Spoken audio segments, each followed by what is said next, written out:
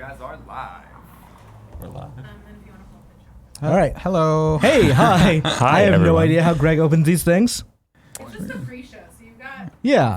It's more casual. Yeah, whatever. Okay. So there's we chat. can see Where's the okay, we camera? can see Oh, there's the chat. camera. Hi. When is SNES on Switch? They're doing maintenance at like 5 today, so probably after that. Hey guys, we are former Game Informer people. Yeah. Yes. All of us said. That is actually was our job titles, right? Game Informer people. Yes. Yeah. The people of Game They Informers. definitely treated us. Yeah, whenever people ask me like, because you have to say the words former Game Informer, and that it rolls off the tongue in really dumb It sounds ways. like some weird James Bond thing. Former. Game Informer. Or like game in hyphen Please former. introduce yourself like that from now on. Suriel Vazquez, formerly of Game Informer. It is cool Greg behind the camera today. Yeah, so bear with me, man. I'm trying my best. How are you guys doing over in the Twitch chat today? Hi, Twitch chat. What was the thing I wanted to... So last time when we were here, Greg and I talked about bad preview events. They suck. Ooh. Yes. Yeah. Do you guys have any fun preview event stories? Fun preview event stories. I went to the Titanfall 2 reveal event. Like, we knew Titanfall 2 was happening, but we flew out there to Los Angeles to go check out the reveal for single player. Mm-hmm. And so while I'm there, it's me and Laura Machette, who formerly of Zam, now of Riot Games. And so we're like just sitting there spitballing, waiting for like the presentation to start. And at one point we like just turn to each other and go, wouldn't it be great if this was just a buddy comedy sort of thing? And lo and behold, they unveil the Titanfall 2 like preview, like the trailer. And that is absolutely what Titanfall 2 is. If you've played that game, it's just a human and a robot bonding and while shooting a bunch of people. Like, it was just like, we just turned to each other and were shocked that we had like hit the nail on the head so hard. Or so like accurately. Yeah. I don't know if I have like any disastrous ones. I do remember we went to Judges Week one year and Jeff Gerstmann's was there and it was the Sonic Mania event. So they were showing off Sonic Mania. And so Jeff was picking up pastries that had Sonic's face on them and removing the eyeballs and just setting them aside. Like he was doing it very surgically. That's what I remember about that particular event. But I haven't ever had like a, oh my God, like technical mess ups or I've lost, the hard drive of footage that I had. That's never happened to me. It's mostly just like goofy, weird things that are mildly amusing. So I'm sorry. There was last year at Judges Week. I wasn't supposed to be there. I think it was decided I was going to be there like a week before we went. THQ Nordic was there, and I have a history, I guess, of THQ Nordic because I penned an article for Game Informer about like after their HN AMA of like, hey, we should hold their feet to the fire. So I decided to practice what I preached and emailed them every week since that happened, probably until Judges Week, of like, hey, is this like still going on? Is there an investigation still going on? What's the results of the investigation? And eventually by eventually I mean they always ignored me, but I think at some point they started blocking me. I know for a fact they blocked me on Skype because I had them on the thing and then Sunday didn't. So when I showed up there, no one knew I was going to be there. So like it was me and Andy McNamara because Andy always goes those things because he's the actual judge. I'm the person who just writes it up. But as we were shaking hands, I'm like, oh, I'm the PR manager for THQ Nordic. And I'm like, hi, I'm Imran Khan. And like his face sunk. And I was like, so I email you a lot. He's like, yeah, you do. Like, all right, cool. That was it. I was like, okay, that wasn't nearly as acrimonious as I thought it would be. What's it like to slice off a person's soul? Like just a little sliver. So he had given me his card before that, and I think he regretted it because I had an email address I'd never seen before. So I'm like, okay, now I have this. He never answered that one either. But it was pretty funny when that happened. Why? Yeah. No, I had one event that wasn't like the preview itself. The event wasn't that bad, but it was for Battlefield 5, and I remember getting in. It was in New York, and I remember landing at like 10:30, 11 or something. And I go to the hotel. They tell me to, and then I find out that they had booked the hotel for the day after I got there. So I didn't have a hotel to sleep in. So they were like, well, do you have a room open? They were like, no, this is like, it's New York in the middle of the night. Of course we don't have anything open. So I was like, well, okay, well, I guess I'll have to go find another hotel. And I walked through like 4 hotels and none of them had anything open. I had to find like this really dingy, like super small, like Japanese sized hotel room at like 3 a.m. in this hotel room that was off the beaten path. So it was like 3 a.m. It was like however many $100. And I was just like, well, this is where I'm sleeping tonight. So like, screw it. And then, so I just fell asleep and woke up at like an hour before the preview was supposed to go. So I just basically booked it over to the preview event, and the preview event went fine. But that was like I had to talk to the PR person there. It's like, hey, so I just spent, however much of my own money to have a hotel. And they were like, yeah, we'll talk. And, we had to get it sorted out over the course of a month. But that was definitely a thing where I spent an hour or so thinking like, am I just going to stay up? Am I going to be like someone who's just walking around New York until sun up and have to write about this game, just completely sleep deprived? So that was fun. Yeah, I cannot imagine. Like, if that happened to me, I would probably panic to the point where I just like disintegrate, like a Thanos thing, of like I am so bad. I don't feel like I'm an actual adult until maybe like 2 years ago, of when the first time I had to book a hotel or book a trip somewhere in a hotel, and I did it all online. I got done. Like, this can't be it.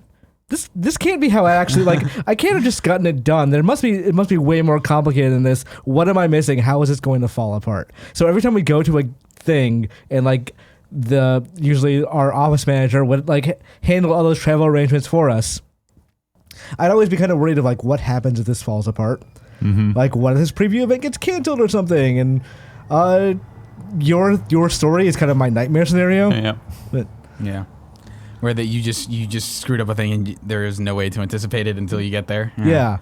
It's like, I guess I'm going to sleep on a bench somewhere. Yeah.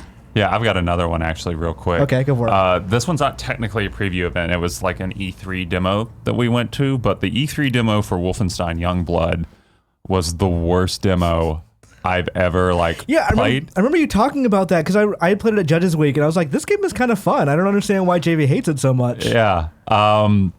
So what happened is we went to the demo and they started us off with like, it wasn't a great demo to start with because they started us off with like no unlockables or anything. So we didn't have like any of the powers or anything. We had to play through the beginning of the game. And then like halfway through the demo, like the E3 booth lost power. Like there was a point during this year's E3 where there were a whole like sector of E3 just lost power for a few minutes and they had to bring it up back online. So we had to restart the demo from the beginning. And so that wasn't great. Like it was so bad that when we left, another member of the press, who I won't say, I just say that they're a Wolfenstein fan, like we both turned to each other when we were leaving the demo and like synchronized almost, both mouthed yikes to each other. Like, and I like Wolfenstein. Yeah. I'm pretty predisposed That's like to a pretty big understatement for you. yeah, it's like if I'm saying that's not great, it wasn't great. You ended up liking that game. Yeah, I really liked the final product because I think there was just something off with the preview version that we played. Plus like the electrical stuff and whatever, but that seemed pretty disastrous on like, as far as like trying to get someone to like become interested in your game. There's actually another story about that. I guess this is behind the scenes, but we don't work for Game Informer, so who cares at this point? But like you came out of that preview and you wrote a story that says like Wolfenstein Youngblood has microtransactions. Right. And Bethesda, I guess, took exception to that, which every publisher in the world now thinks they don't have microtransactions when they have microtransactions. So they put up a tweet that said, don't believe the Reich. There's no microtransactions in Wolfenstein Youngblood. And I remember coming into the E3 cubicle we had that morning, and I don't remember if you were the one who recommended that tweet or whatever, but I think it was Reiner, actually. I don't think it was our boss. But he told us, he's like, wow, they're calling us the Reich. Yeah. And I immediately opened up my laptop, opened Outlook, started the email to Bethesda PR. It's like, hey, can you tell us what's wrong with this story, what you disagree with? And also, can you please not call us Nazis? Mm-hmm. That is a problem, especially in this environment. Yeah. And like eventually, like within minutes, the tweet got taken down. But it was this very concerning couple of minutes of, okay, guys, you need to think a little bit more before you use their social media, because they wanted an in-universe way to say we disagree with this, which Also, they were wrong. That game has microtransactions. That game has microtransactions. Yeah. But I was holding back how pissed off I was about that thing.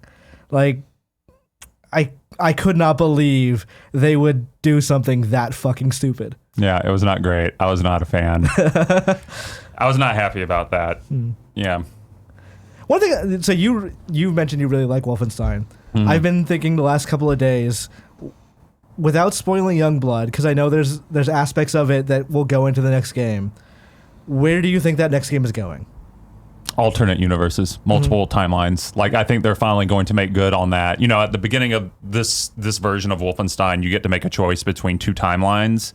And I think this one, they're finally going to treat it as like an actual plot thing and take your choice into account, as opposed to it just being like here's a nifty arbitrary thing. Like, oh no, this actually has like ramifications for this universe. Your choice will have narrative consequences. That's not confirmed. That's how I'm reading the ending of Youngblood. That's also how I kind of read it too.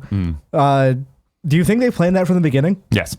Knowing how those guys work, and like just from talking to them over the years during various interviews and stuff, like the writing pair, like I am totally convinced that's always been like they've had the end game in mind.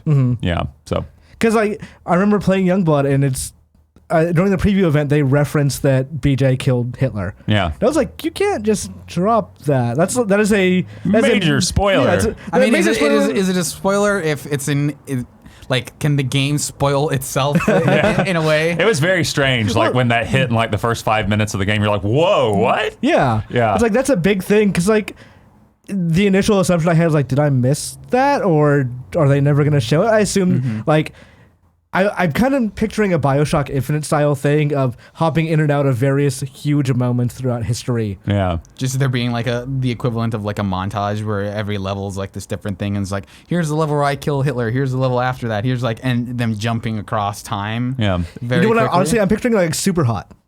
It's every like room is basically like yes. Yeah. Oh my! And then you layer on like the classic BJ narration of like, here was Hitler, shoot him. Bot is dying. That's right.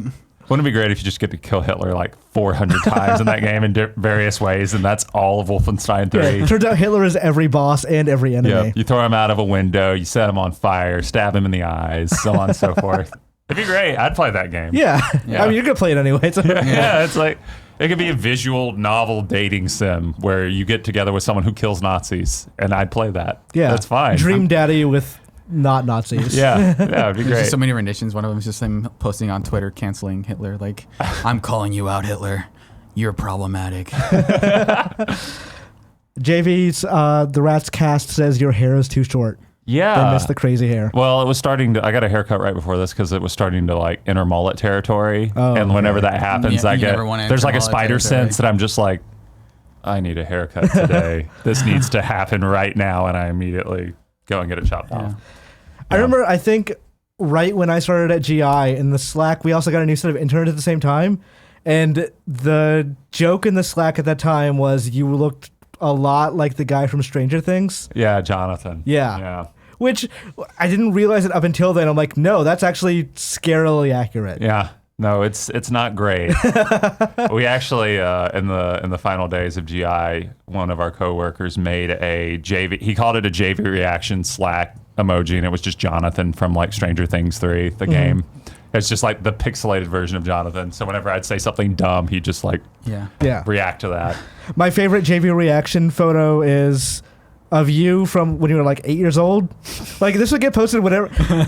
we talked a lot of shit about each other in the Slack. So whenever anything came up with JV, people would just post this picture of JV 8 years old holding a Sonic doll and a Tails doll like this. Yep. I think. Yeah. Yeah. No. Did you own those dolls, or were you posing at like the Sears or something? No, I own those dolls. Okay, Yeah. those were your property. Do you still own those dolls? Is the question. Yeah, would you be open to the idea of doing one of those like, hey, we're recreating a photo we took when we were kids? If someone could like find them, like buy those same exact Go to your ones. house and find them. Yeah. Yeah. I mean, they might be there. They might be in the attic. They might have been eaten by moths or worms or whatever is in Like the real South. Sonic, yeah. Yeah.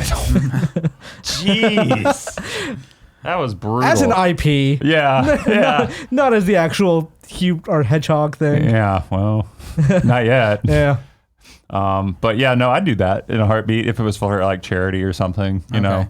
I ate a ghost pepper, so There you go. So, Yeah. I've always, because I've never been to the extra life things, so I was always like a little jealous of like, oh, everyone seems like they're having so much fun, but then I saw the ghost pepper sit, and like, I forget who's one of your reactions. I think it was your cereal where you ate it and like you started throwing up, or you were about to throw up.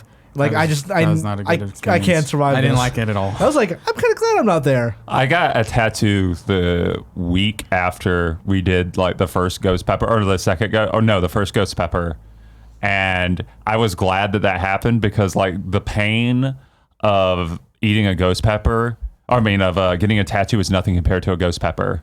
It was just like training for that moment. It's like, oh yeah, this is fine. This is just nothing after like that whole experience, because the ghost pepper is like the worst pain I've ever been in my life in terms of like a single concentrated burst of just pain radiating throughout your whole body. Yeah. It's the ghost pepper. I was shocked that you guys did that.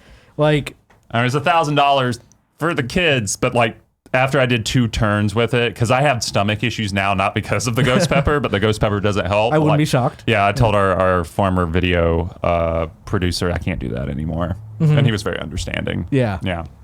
My favorite part of the extra life stuff was like how I don't want to say spiteful, but like how targeted it was at Elise occasionally with pies. With pies? Yeah. She had to throw a pie in her own face. Yes. Yes. That I think was my favorite one. Yeah. Because like, okay, you obviously, when you throw a pie in your own face, you take it pretty easy on yourself, but the indignity you suffer from doing it, it's got to be way worse than somebody else throwing a pie in your face. Yeah, no, for sure.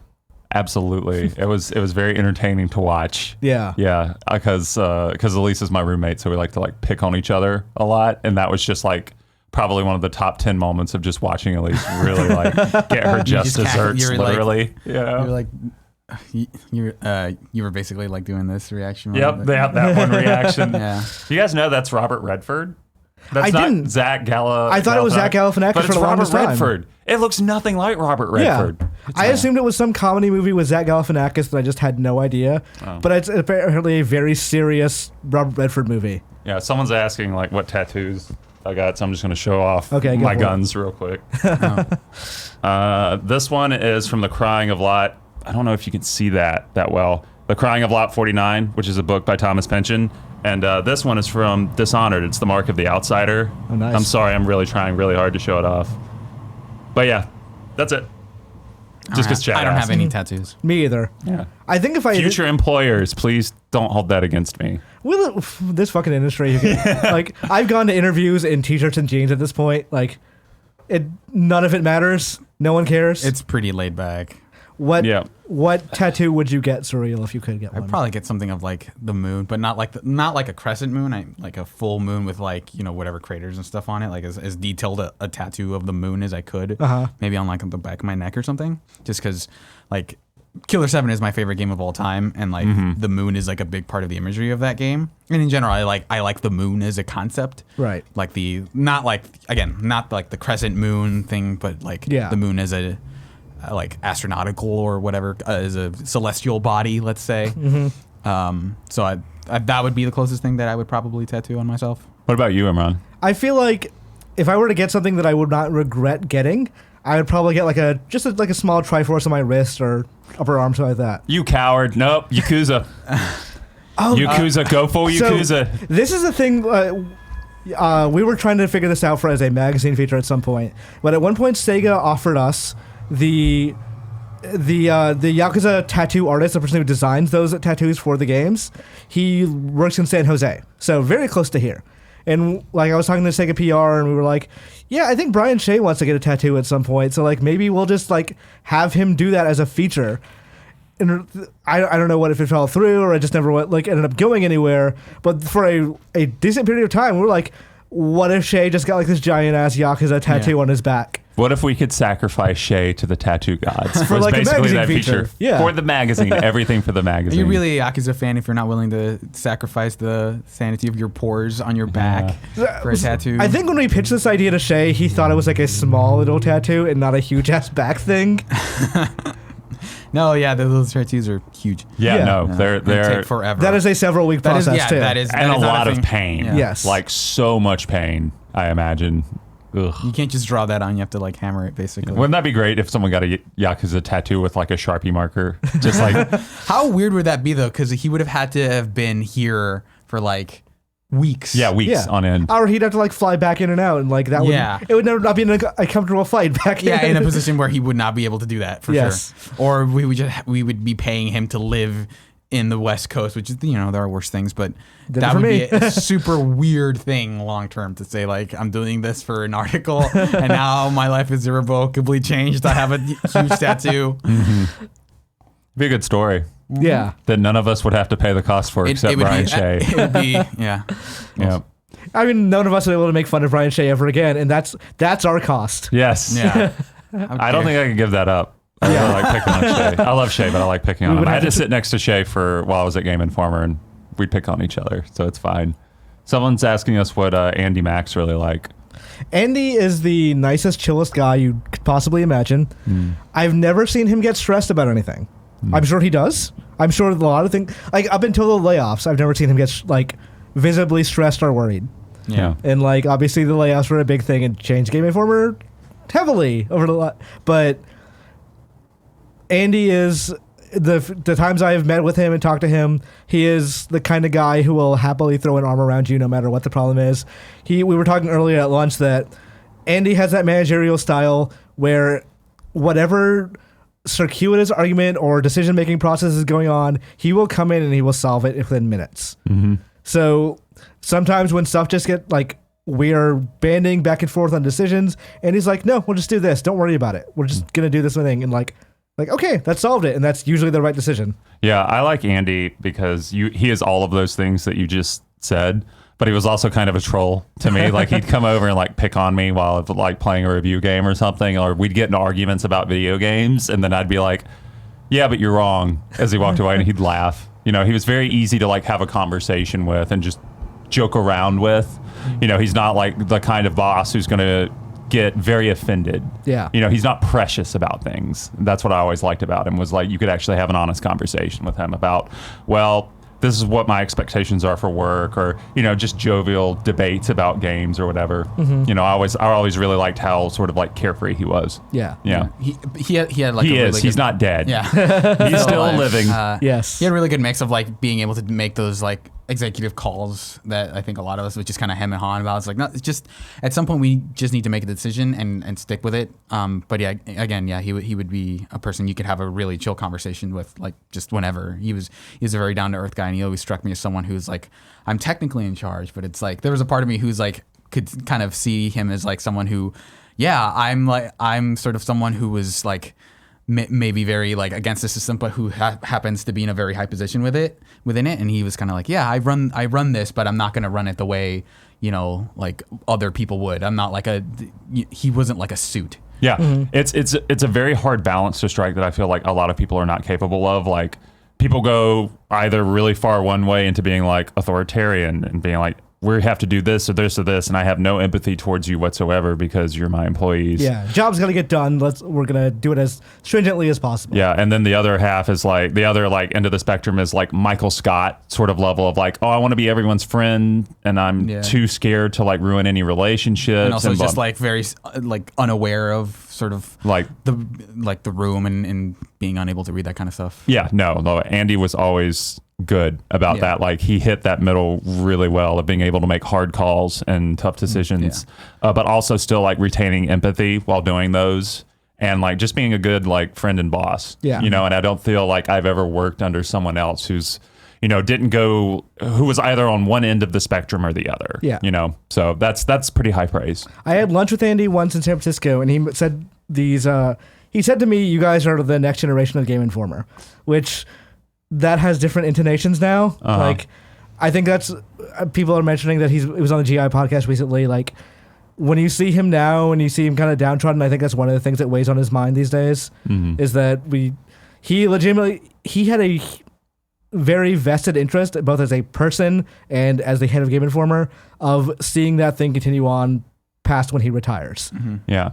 Well, I think the easiest thing to say there, like I know what you're saying, and like I definitely think, you know, I don't want to speak for Andy, but I bet that does weigh heavily. But at the same time, like the things that Game Informer instilled in us, like, the quality reporting we do, our work ethic, so on and so forth. Like all the lessons that we learned at GI, we're carrying forward. It's just not a part of the GI brand. Right. Like we're still putting those skills to use. We're still filling the industry with like, our talents. It's just, it's in a different way than anyone expected, I think. And that's hard, but like at least stuff is still going on, as much of a comfort as that can be in shitty times. I feel better prepared for this job and future jobs because of like working under Andy. Yeah. No, for sure. I agree. Like Andy and Matthew Burtz, who was the managing editor, they were great tutors and, teachers along with being great bosses. There was a thing once where like I ran afoul of someone on social media, which, I mean, that happens pretty often with me. But like the guy or the person just like they decided to escalate it and go to Andy about it. And I was like, Andy talked to me afterwards and saying like, well, this is happening. And I said, well, I can just apologize. Like, I don't care that much. I can tell the guy sorry and whatever. And he's like, no, like I don't do that. Like I protect my family. And I was having a really bad day because I was worried that like, oh, this could be really bad for me. But Andy stood by me and he fought for me in a way that I did not expect any boss. Like there are some bosses who would be like, okay, well, this person did this thing. The easiest thing to do would be just like let him go and be done with it. Yeah, take the very like HR like friendly like let's make sure we're not burning any bridges. But like to Andy, all of us, like it was somebody messing with his kids. Yeah. And he would not allow it. Yeah, I feel like at a lot of corporations, it's unsettling when people refer to like, companies and corporations as like, oh, I'm working at a family sort of thing, because that becomes, an excuse for unsavory things like exploiting people's passion and whatever, and unpaid labor and so on and so forth. But I feel like the people at Game Informer who were in charge and everyone else, like we were a family. We were a family united by the love of the work that we were doing and respect for like our talents and such. In a weird way, it's been like the last few weeks have been very strange in that like there's some degree to which maybe like the entire thing hasn't been I haven't processed the entire thing, just because even outside of work I've been like hanging out with so many people from Game Informer recently that it still hasn't like sunk in the degree to which I'm unemployed because I've spent so much time with them recently. So like as the weeks goes on, obviously that'll eventually sink in, but there's definitely an extent to which like having been laid off, there was definitely like a point of contention of like, okay, so how close am I to these people actually beyond the confines of the job? And it like the recent like the amount of time I spent with them has definitely reinforced it. Like, no, this is a relationship that exists outside of the fact that I came in to work with these people every day. Yeah. No, for sure. That has been like such a strong positive reinforcement to see, like that I'm not just like someone they worked with, right? Yeah. So no, we all cared about each other. We still care about each other. Like we're still friends, and we actually all keep in touch and still talk. Yeah. Like after everything happened, like it's not like I haven't talked to any of my coworkers since everything went to hell. Like no, I talk to them multiple times a day, most of them. And you live with one. Yeah, I live with one. She's the worst, but also the best. All right. Cool, Greg, what do you think? We're going to start the main show? Yeah, ready to go. All right. Ready to do anything or just go right into it? Jump right in, bro. All right. Hey, everyone. Welcome to the Kinda Funny Gamescast, episode 237. Thank you I'm your host, Imran Khan. Suriel Vazquez, I'm sorry. Yep. From Game Informer. Hello. Our former Game Informer is joining me. Yep. Also, Javy Gwaltney, former Game Informer, is joining me. Hi, everyone. Thanks. I want to give, before anything else, a huge shout out to Greg Miller and Tim Gettys for allowing this to happen. If you've seen any of the shows in the last week, Greg has been very vocal about the Game Informer staff being able to have an opportunity to have, let the people know that they still exist, that they're down but not out, that we're still here. And very graciously agreed to fly out to Game Informer people, Suriel and Javy, for Games Daily and Gamescast, and basically gave us the keys without much instruction about what to do. Yeah. So this is going to be a hell of an interesting Gamescast because I've got nothing prepared. We did Games Daily this morning, and then we went to lunch, and I don't think I've been nonstop talking since then, so my throat is raw and bloody. So this is going to be hilarious as we try and deal with this. Yeah, Yeah. I really do want to thank Greg for having us out here, just because it shows, I mean, to some degree, how much he trusts you. In that, from what I understand, He it was a lot of things where Greg came to you and said like, "Hey, like, who would you want to do a Gamescast with?" And you immediately went like, "Yeah, my former coworkers." And like this eventually happened basically like a week later, which is like very gracious of him to allow you that. So I'm very happy to have this opportunity, because I have not been, on like this kind of platform in a while since, the layoffs. Yeah. Yeah, no, I want to echo those sentiments. I can't express them better. So I'm just going to say, yeah, whatever. Same. Yeah, same though. I will retweet I this. like this. Yeah, thumbs up. But yeah, big props to Greg and Tim and, the kind of funny supporters. Yeah, for, Definitely. Yeah. Love it. All right, so before we go any further, a little bit of housekeeping. Want to thank our Patreon producer, James Hastings, real quick. And today we're brought to you by Bespoke Post and Upstart, but Tim will tell you about that later.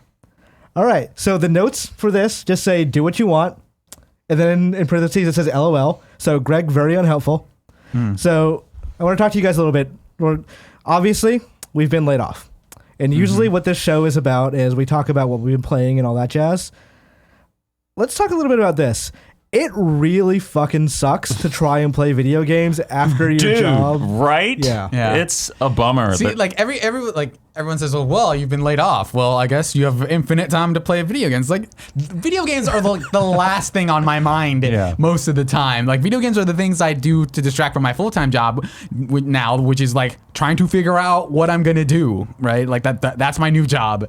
Yeah. So I've played a couple things, for work, ironically enough, which we'll talk about later. But like most of the time, it's just been like looking at Twitter, looking at job posts, like emailing a lot of people, and just trying to figure out what I'm doing in the next few months. Right. It's not even a time thing necessarily. It's like emotionally, it is impossible, or not impossible, but very difficult to connect to a video. Like after it happened, I think I was maybe 2 maps from the end of Fire Emblem, and that's a night. Basically any other time, but it took me about another week to finish it, because like I'd start and it just, there's no way I can connect to this. I can't get invested in what's I'm very happening. concerned about the fates of these like school children and whatever war is going on between them right now. This is very prescient for me, and like something I can get emotionally invested in right now. Yeah, like, and I think no, not really. I think Elise was playing Control at the time, because she was I guess supposed to be on the review, but wasn't for reasons obviously.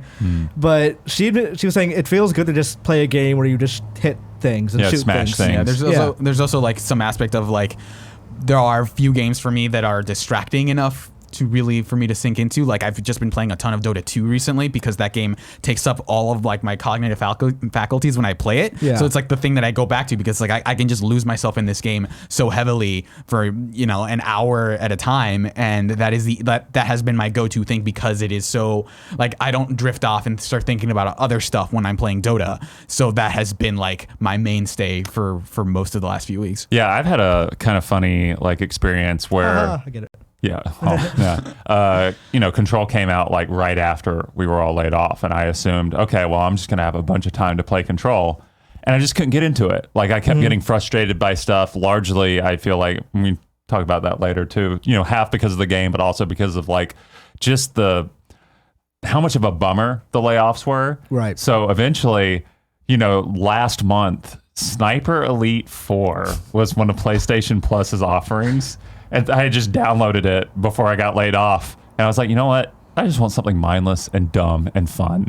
So at least like 10 hours of, the days following my layoff, after I got back from America because I was laid off, or back to America because I was laid off during Gamescom, was dedicated to just shooting Nazi scum with, and seeing like those gory slow-mos, because it's not like a complicated game or anything, but it just felt so good just to like play something so dumb and cathartic as just shooting things in the face. Right. Meanwhile, I've been like playing a lot of techies in Dota, and that's a character where you just blow people up. Like that is a character where you get them stuck in a stasis mine and you blow them up with remote mines, and here's like 3 little piggies basically laughing at your opponents, and that's been really satisfying to see. It's been like, so for years, like in Game Informer and years before that as a freelancer, you kind of teach yourself to not turn your brain off while playing video games, because you're like analyzing it critically. You're trying to figure out, what can I mine from this that would, I guess to say as content is a little reductive. What but, can I get out of this? Yeah. Becomes like a constant refrain for everything you do. And like that, again, this kind of comes back to like we kind of tie our identities into the job a little bit. But once you don't do that, it's so hard to play a game and just go, am I playing this just for fun? Yeah. And getting your brain to say yes is so difficult. Like I started playing Astral Chain, like in, I don't know if anyone who follows me on Twitter knows that once I start playing a game, I start tweeting about like various thoughts, and like I'm hitting the character limit on every tweet about my various thoughts about Astral Chain. I probably shouldn't be. I probably shouldn't have my phone in my hand while I'm playing that game. I should just go in there and enjoy it. But it's so difficult once that's been your job and your life, and honestly your mindset for so long, that once you lose it, that mix of losing your identity and of playing games combined with depression and trying to, I guess, sadness is a very weird word to use with it, but it's a logical word at this point. Yeah. You get too sad to play some games, and like you just want to try and figure out, or just keep hitting everything until you figure out the one that hits, that makes sense for you to play. There was a long time ago where, before I moved to San Francisco, actually, I broke up with my girlfriend, and the game I chose to play was a game that I had bounced off years before. It was Dark Souls. I tried the game. I didn't like it. I was like, okay, it's fine. It doesn't have to be a game for me. And as I started playing it, I started realizing the death and rebirth cycle started making a lot more sense emotionally for me. And there were other factors too, like my friends were playing it as well, so I had that like mini community that for the first time was playing that game, that we were having that communal thing that Dark Souls is supposed to be about, of, hey, did you go see this? Like, did you go talk to this NPC? It turns out if you go do this and like wander around this certain door, you can do this thing. So that also helped. But it made me realize how key context is. Like personal life context to how you feel about a game. Yeah. No, for sure. Like I did not understand to what extent sometimes I could put the best game in the world in front of you and you may hate it because your life is going to shit. Yeah. Yeah, which is a weird thing to consider when a lot of our job was to properly evaluate games and tell you what we think of them. Which is, I mean, that's, at the end of the day, the lesson people need to learn about reviews is that there's no objective analysis. Right. You try your best. It's like literally it is someone's opinion of what they're playing. So it's I mean, you can apply rigor in a lot of ways of just like saying like, well, I don't like this because I like stepped on my toe when I was playing it. That's obviously like dumb. Obviously that's dumb. Yeah. But like there's a lot of more subtle ways that are harder to like identify when you're talking about like I'm playing this game as like my professional job, in my opinion, is to my job is to tell you what I think and like make a recommendation one way or the other. But that outside stuff does tend to creep in a lot of ways, which is something that like you ultimately have to accept as a reviewer, is that like you can't be entirely, objective in every single instance, right? Yeah. I think it comes down to like, can I make an argument for this? Yeah. I don't like this because A, B, C, and then turning that into this is bad game design. If you can make that argument. Yeah, all three of us have written reviews for GI, and Joe Juba, the reviews editor there, would put us through the ringer of like, can you explain? Yeah. He was great.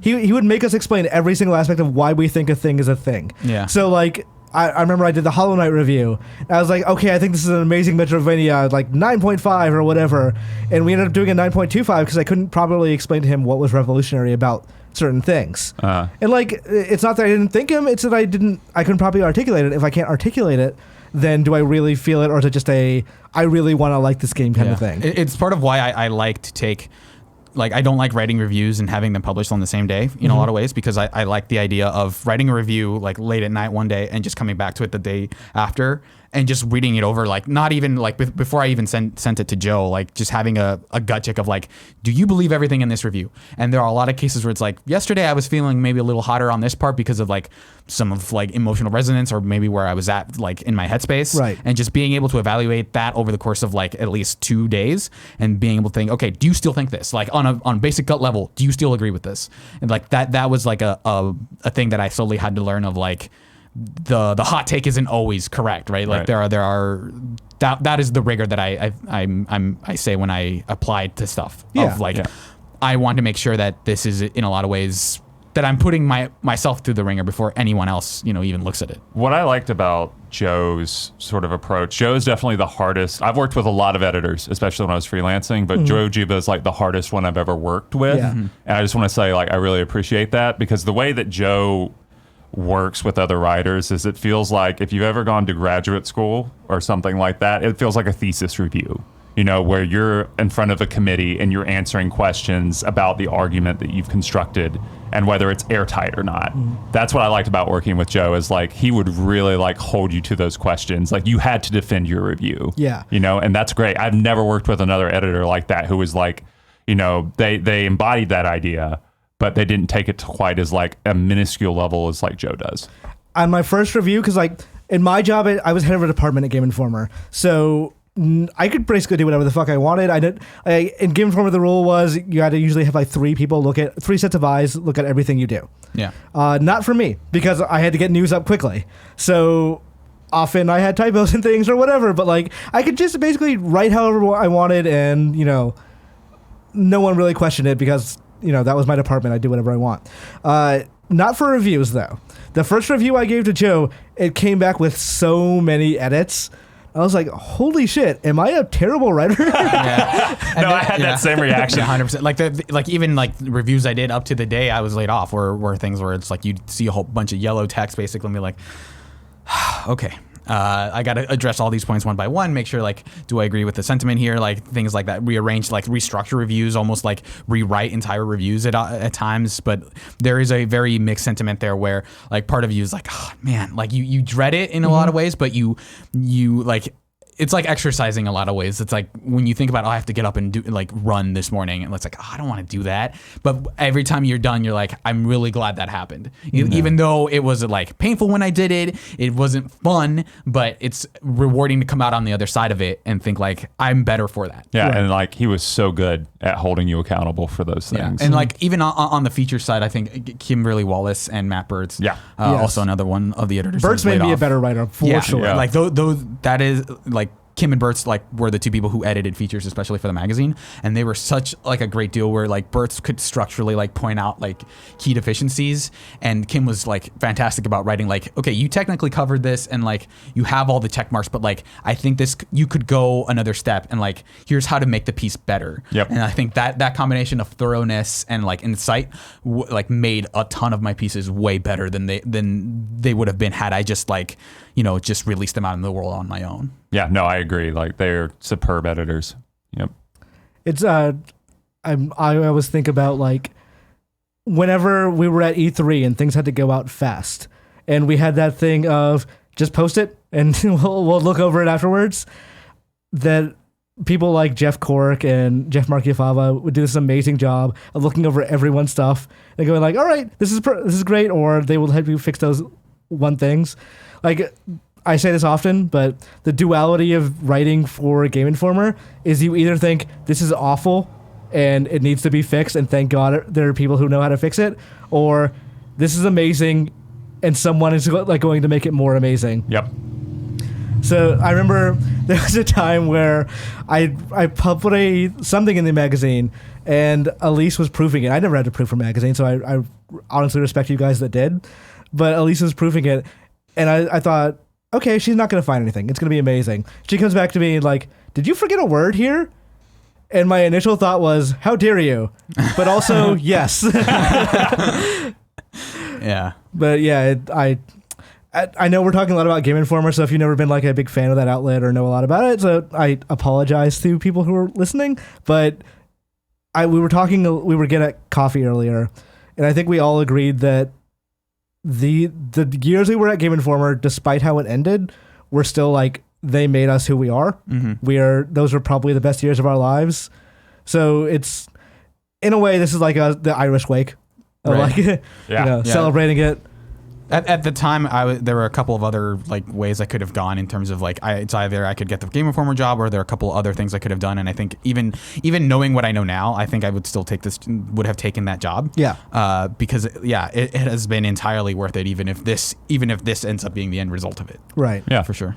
it's not about how it ended. It was the Exactly. the journey. Yeah, the Like, journey. even if I hadn't taken the job, I'm in a much better position now, even within like the industry than I was 3 years ago. So Yeah. like 100%, I would take this job again. And like I remember when I got that call and it was like Andrew Reiner telling me like, "Hey, yeah, we want to give you a position." I was telling them earlier that after he said we want to offer you that position and he started explaining like benefits and all that, I didn't hear anything after like we're offering you the position. Like it was just a ringing in my ear of like, okay, bonuses, whatever, sure, like Yeah. just let me say yes at some point. I'll like that's all I want to do it right now. And yeah, like the reason we're having this podcast is we all love the game industry. We want to stay in it. We want to be there, but we also want to celebrate what was good about those years. Yeah. And it was a fantastic job, and thank God we had the opportunity. Yeah, no, I agree totally. I wouldn't do anything different. Yeah. Yeah. It was a fantastic 4 years, I think, for me. It's great.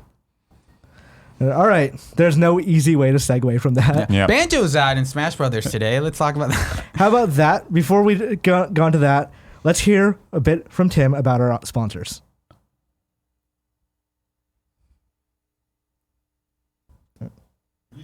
Oh, all right. Okay.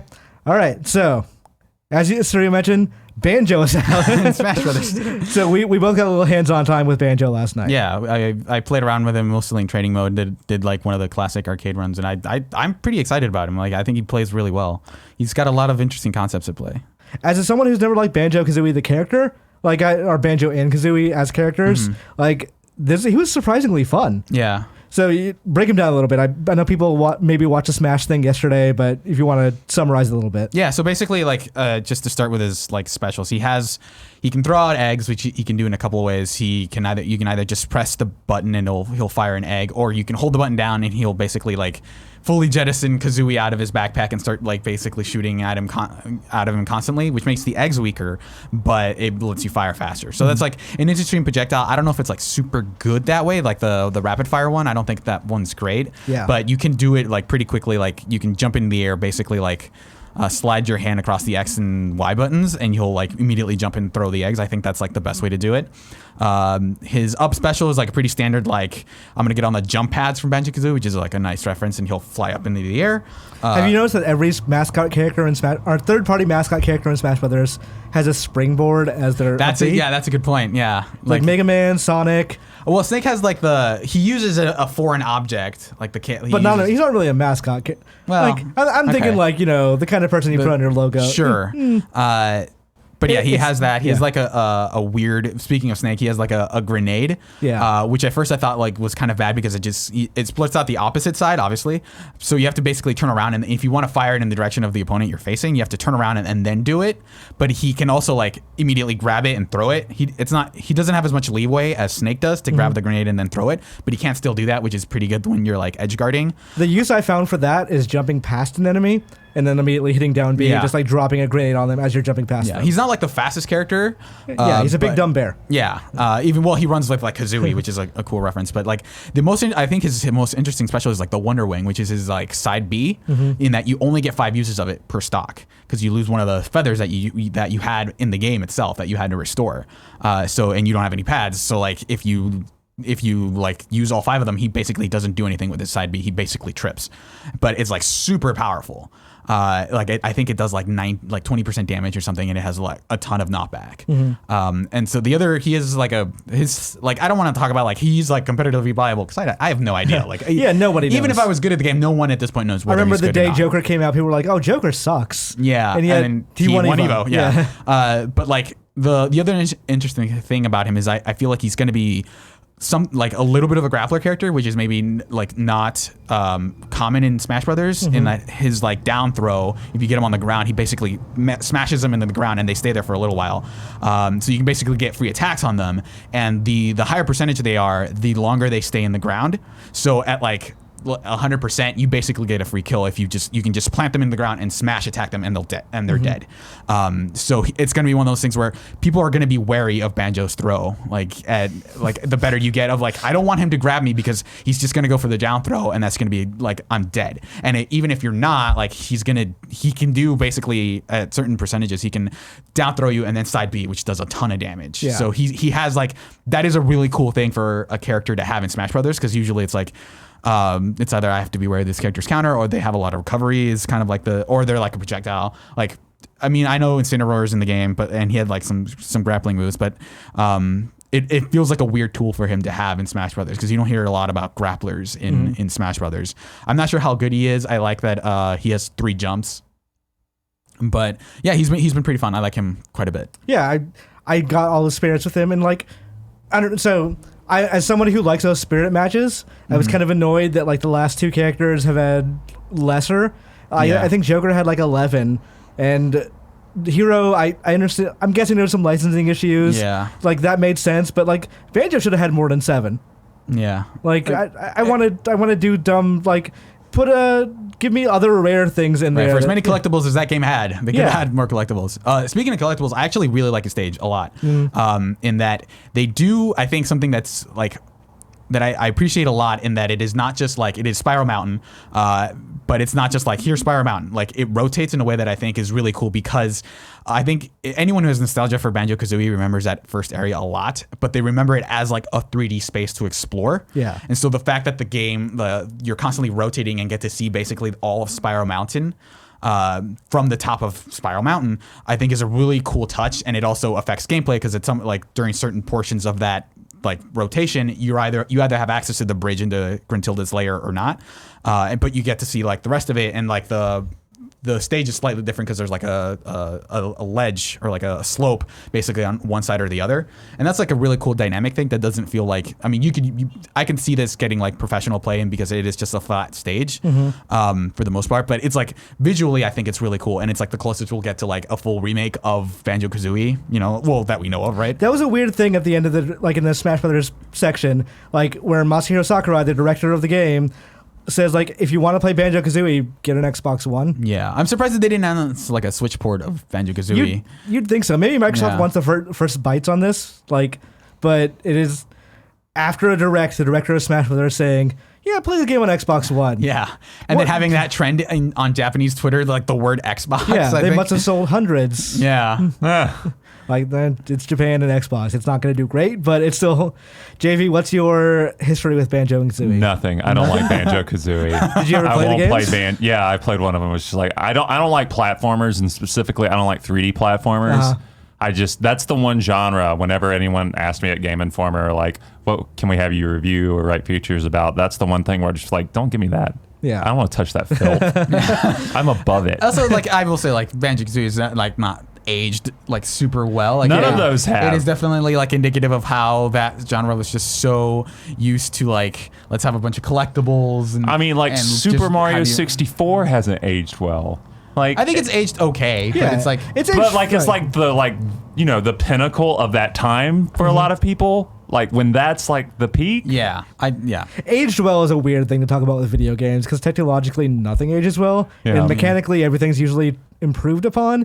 I feel except Super Metroid, which is perfect. So that's the thing. Once we go back to it's this different era thing of there's NES games, and usually SNES games are better, and then that's it. There's then definitely when we went to 3D, there was definitely a lot of experimentation and figuring things out. Yeah. Because 2D, the Super Nintendo era was definitely we've refined the concepts that we've learned across the last 20 years of video games, and here's the best possible iteration of 2D, and then we basically threw away so much of that progress in the move to 3D that we're basically now at a point where it's this is the best iteration of 3D. And then even now where it's we're starting over with VR in a lot of ways, where it's we're still figuring out this space. Yeah. I wonder at what point it's all going to meld together so much for people that the timeline between, because there's more time between now and Mario 64 or Mario 64 and Mario Odyssey than there was between Mario 1 and Mario 64. Yeah. So I can see people I don't know, not really necessarily they see it as a larger delineation, but I don't know. I don't know that any game is going to ever have that, or any series will ever have that Mario 64 moment again. Yeah. As somebody that's been playing Final Fantasy VIII recently, I've been kind of like the remastered version came out, so I've been kind of toying around with it, and just got me thinking about like this game was very unfairly maligned because it was that thing of if you're somebody making Final Fantasy, when you're 8 games in, you're like, wow, we've done the same thing over and over and over. But the series got big with 7. So one of the reasons 8 is so maligned is because it's so different and weird than 7, which is like if you make this big game that's a big breakout hit and then all of a sudden you're immediately deconstructing it. You divorce so much from like that. You diverge so much from something like 7. Yeah. And it's like, you ever see the Clerks animated series? Yeah. You know how the second episode is a clip show? Yes. It's that kind of thing of like doing a deconstruction and like it didn't make sense to people. But like you look at it now, it's like, okay, well, this actually set the standard for a lot of different things. And it's weird how openly flaunting it is of the way it's different. Yeah. So I'm very glad that remaster exists because it makes me appreciate that in a new light. For sure. And it wasn't a thing I planned to talk about, but it is one of those. JV, we talked earlier this morning about Smash Brothers characters you wanted in the game. Mm-hmm. Like, I know you're not a big player of the. No, I've played a fair amount of the new Smash Brothers. No, I've played a fair amount of all the Smash Brother games, actually. Like, are we talking like this could actually happen or just far-flung, ridiculous? I feel like there's not a difference between the two now. That's true. Well, for a long time, there were rumors of the Doom Marine. Yeah. And I really wanted that. And I understand why, like, that's not a character, but I feel like as far as like Smash Brother characters go that I would want in the game, he's up there. You know, I think that's Gordon Freeman, sure, with a crowbar, like just like, you know, Ness's bat, just have like the crowbar be a version of that swing. Right. That's what I want. I think that's it. Like, I like just the idea of Morgan Freeman winding up baseball style with like his whole full body, like, but they're not saying a word. Yeah, the gravity gun. You know, you could like pick someone up as his special and just shoot them off stage. That's his thrill, like Mewtwo, where he like disorients you and then fires you off. Like a general Valve character would actually be really cool. Like someone who like their side special is like a portal gun or something like that. Yeah, like Shell. Yeah. Or a Dota 2 character. Monkey King. Which Dota 2 character would you put in? Probably Monkey King. He's got like a cool staff. He has a thing. His final smash has him summoning like a giant circle of. Is this an end run around to get Goku in? Maybe. Yeah. Okay. People really want Goku in Smash. He's got a big attack where he like launches a giant pole into the ground and it stuns you. Okay. It just seems like a monkey's paw thing of like if you get Goku in Smash, it's Goku GT. Monkey's paw, huh? You make fun of me because I'm the pun guy, and then sometimes he'll make one inadvertently, and I like to point them out. All right, so JV, you for the last month before the Game Informer thing, you were what thing? What are you talking about? Before the unpleasantness, is that just what we're calling it now? I think we've all signed non-disparagement agreements. So yes. All right. You were lost in the icy woods. Yeah, we could not find you. Because you were very busy playing Monster Hunter Iceborne. Yeah, I was helping Kim Wallace was doing the review, and I was her co-op partner because trying to solo that game, trying to solo the original Monster Hunter world is an exercise in futility. Yeah. Iceborne, you know, a lot of people when Monster Hunter World came out were disappointed with the accessibility of the game. You know, it's not harder like older Monster Hunters, or it's not as ridiculously hard as some of them older Monster Hunters were. Right.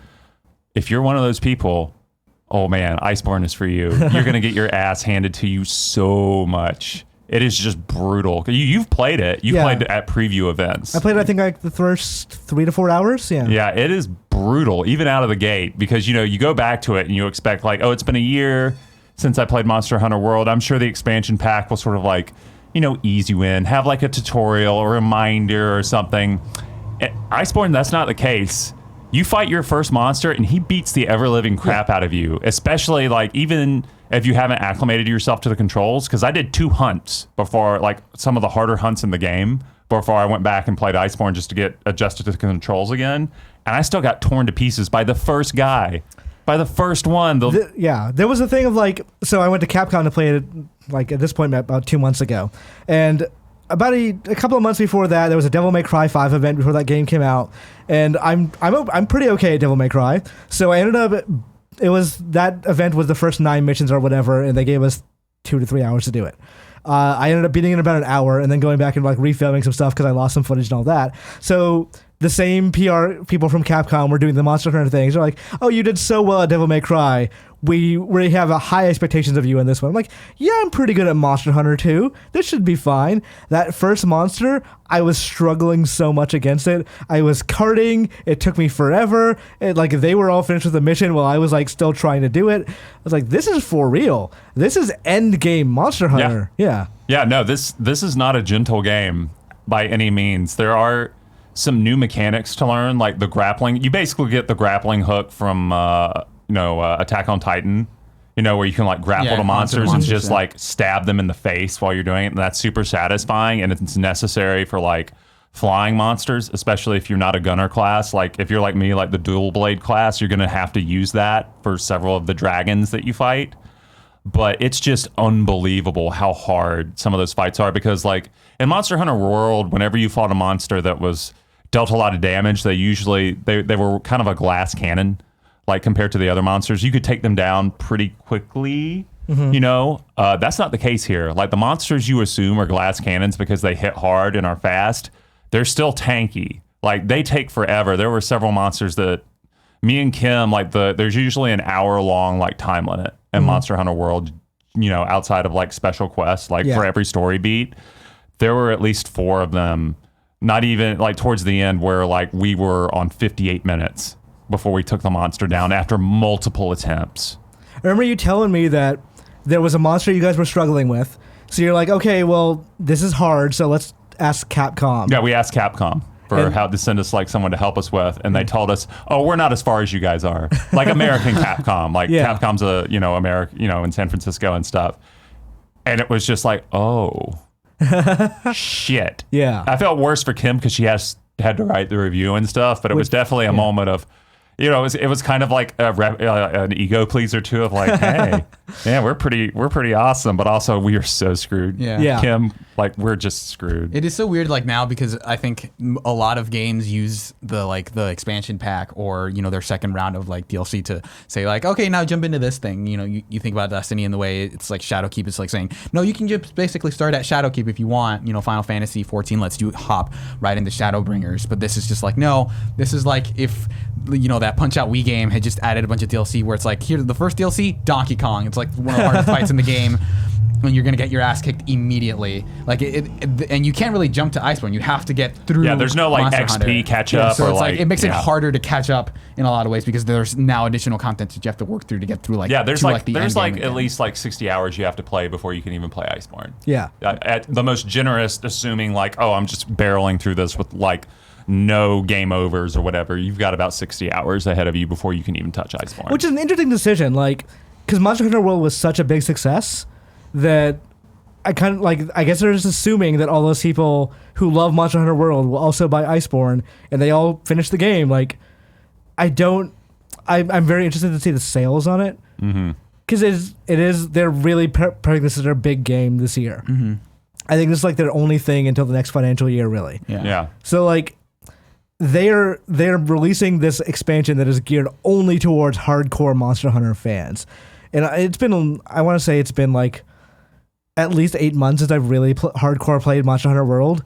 I'm scared to jump into this when the time comes. Like even having played that preview event, just based on how hard it is. Yeah, and it's like as someone who like I reviewed the PC version of the game and like mostly for like performance differences and things like that, but it's definitely one of those things where it's like, well, I'm kind of dreading the process of like if I jump into the PS4 version of having to switch. So it's like in a lot of ways this is the least accessible Monster Hunter is going to be until they release a sequel. Yeah, which they're going to do because it's like that's like their biggest game now. Yeah. So in a lot of ways it's like, hey, if I want to get into Monster Hunter World, it's like this is a really good expansion pack from everything I've heard. It's just a matter of like if you're getting started now, like this isn't like the best time, which is hard to say for a lot of other games where it's like usually like, yeah, the best time to get started is like whenever you want to get started, right? If you're looking for a lot of Monster Hunter, you have a lot of Monster Hunter to start with here. It's just, if you're not looking for a lot of Monster Hunter, you can't just leap into Iceborne. Yeah, no, you gotta eat the whole hog, I guess. Is that how the expression goes? You're from the South now, too, right? I mean, that sounds correct. Yeah. I've lived here for quite a while at this point. Yeah. I don't know. Yeah, sure. California's a weird space. But yeah, I do want to play it. It's just one of those things where this expansion pack just made going back to the game even more intimidating than it already was. It's weird they're not releasing it on PC immediately. Yeah. I just have to assume it's not done. Yeah. But like I would make sure that thing is done on everything, or at least like this would be the time to bring it all to parity. Yeah. But also cross save would help a lot. I went back and tried to do that Witcher quest recently. Oh, for Monster Hunter. It's hard. Even with Geralt there? Like you have to play as Geralt. Oh, you have to play as him. Yeah. Huh. So like the monster is a Leshen from The Witcher. Oh no. So they like suck. It like I'd gotten so close, and like at the very last second when he was like the game was telling me he's about dead. It's nearly done, and he teleported behind me and swiped me, and I was done. That's the tree monster, right? Yeah. Those guys suck. They do. Yeah. Yeah. I mean, it's a very cool like DLC package for like, especially because it was free. But man, it made me especially worried about going to Iceborne. Like, do I suck at this game now? Mm-hmm. Which kind of. Yeah, you probably will. Yeah. Iceborne will let you know just how much you suck at Monster Hunter. I hopefully like maybe I'll SOS the first couple of hunts. Yeah. How long is it? Oh man, I put with Kim. Understand, we were like 4 fights away from the ending before I had to go to Gamescom and things happened. But I want to say we put 50 hours in. Okay. Yeah. That is not like a small amount. That is no. This is just as big. It feels like as Monster Hunter World. Like they're calling it an expansion, but it feels like just as meaty in terms of like how many fights you do and stuff. Okay. Yeah. That is one more thing to throw onto the pile. Yes. Yeah. An increasingly busy fall for sure. Suriel, you were telling me at one point that the day the unpleasantness happened, the troubles. Yeah, the troubles. The thing on your mind was whether or not you liked Catherine full body. Yeah, that was a weird thing to like have to stop thinking about for a little while. But yeah, Catherine's a weird game. It still is in a lot of ways, and I feel like the biggest takeaway I have from having basically finished it at this point is how my opinion on everything about it is basically inverted. Where when I first played it, I didn't like the block puzzle stuff, but I thought the relationship stuff was like super interesting, especially at the time, because it's like, oh, not a lot of games are this low key in a lot of ways, where it's like this game is about your relationships with like one of two women. And now, like, coming away from full body, I definitely feel like, oh, this block puzzle stuff is actually kind of cool. But, like, I think a lot of the concepts at play with the relationship stuff, I think, have aged pretty poorly. So, like, what I mean by that is that, like, I think on a basic level, I don't think this game handles decision-making super well, like, just mechanically. So, if you're not familiar, Catherine is basically, like, a game from the Persona team that they were making basically between Persona 4 and Persona 5. Yeah, it was like learning how to use the engine. Right, and that was a lot of the appeal of the game, honestly, is like seeing like, oh, Persona could look like this, right? Like in the PS3 era, which they basically managed to skip entirely right up until the very end, when they released Persona 5 on PS3 and PS4. And Winter 2014. Right. Still waiting. And like they use this like block puzzle thing as like the buffer between all these like cutscenes, basically. So the thing, like, the premise is that you have like a long-term girlfriend named Catherine with a K, and you basically begin getting tempted and eventually cheat on Catherine with a K with Catherine with a C. I'm just gonna start calling them K and C. Yeah. Yeah, that makes sense. Yeah. So C basically is like this presence that you consistently cheat on every day. You're not really sure why, and the idea is that you're trying. It makes more sense in game. Yeah, there's Persona-esque stuff going on. You eventually learn very quickly. Where you're trying to choose like, hey, do I like K or C better, right? But like it just, I don't feel like it is a very rudimentary version of a morale system, because the game is very heavily pushing you towards Catherine as like the universal good, The correct choice. yeah, as the correct choice. It's and, like law versus chaos. right, and Yeah. it's like they make no effort to make Catherine like an interesting character beyond the fact that she's like very pretty and is like, you're C. like right, and it's like. There was no real temptation on my end to like even think about Catherine as a potential like option, because for one, it's like they make such a like a they reinforce the idea. It's like, oh man, I'm just struggling with this choice of like these two characters, but it's like they very heavily imply that it's like Vincent does not remember ever like having a conversation or ever sleeping with Catherine. Yeah. Or with There's C. not like a seductive consent. Yeah, like it's like see Catherine is just happening to him, Yeah. and he's like, oh, I'm so broken up about it, but like you don't remember most of your time with it, Yeah, so like he blacks out drunk and wakes up next to a blonde right, lady. which like for again for reasons outside of his control. Like Yes. it's not like a thing where it's I just happened to get drunk and I ended up with it. It's like he doesn't have like he does not make that choice of his own free will. So Right. there's never like this like am I actually a bad person? It's like no, you are very clear. Something is clearly happening to you, and I don't want to spoil it, but like it tries to be a very Lynchian thing. right, Yeah. but It doesn't it's like quite not. get there, yeah. And like you're making choices about like they'll send you texts and you'll reply back with like answers that affect your like It'd be like stop calling me or like love right, you. right. So it's like, and that affects your meter of like, hey, if you're being like, if you're mean to Catherine, you'll get like closer to C Catherine or to K to C. This Yeah. whole conversation is going to be confusing. I apologize. Just like the game. But We like, still have another letter to they introduce. don't. Yeah. They don't do like. They don't really go to the effort of making those characters react to your choices. So like Catherine, I was immediately like, I'm gonna blow her off completely and say. So it's like, hey, yeah, I got your like, hey, I hope I got your number correct. Like this is C Catherine. Like and then like you can text her like, stop calling me. Like this is like, don't talk to me. And you can make those choices, and she'll immediately reply with like, oh great, you have my number. That's so amazing. Like emoji and like, oh, I hope we can like basically sleep together again, and I love you.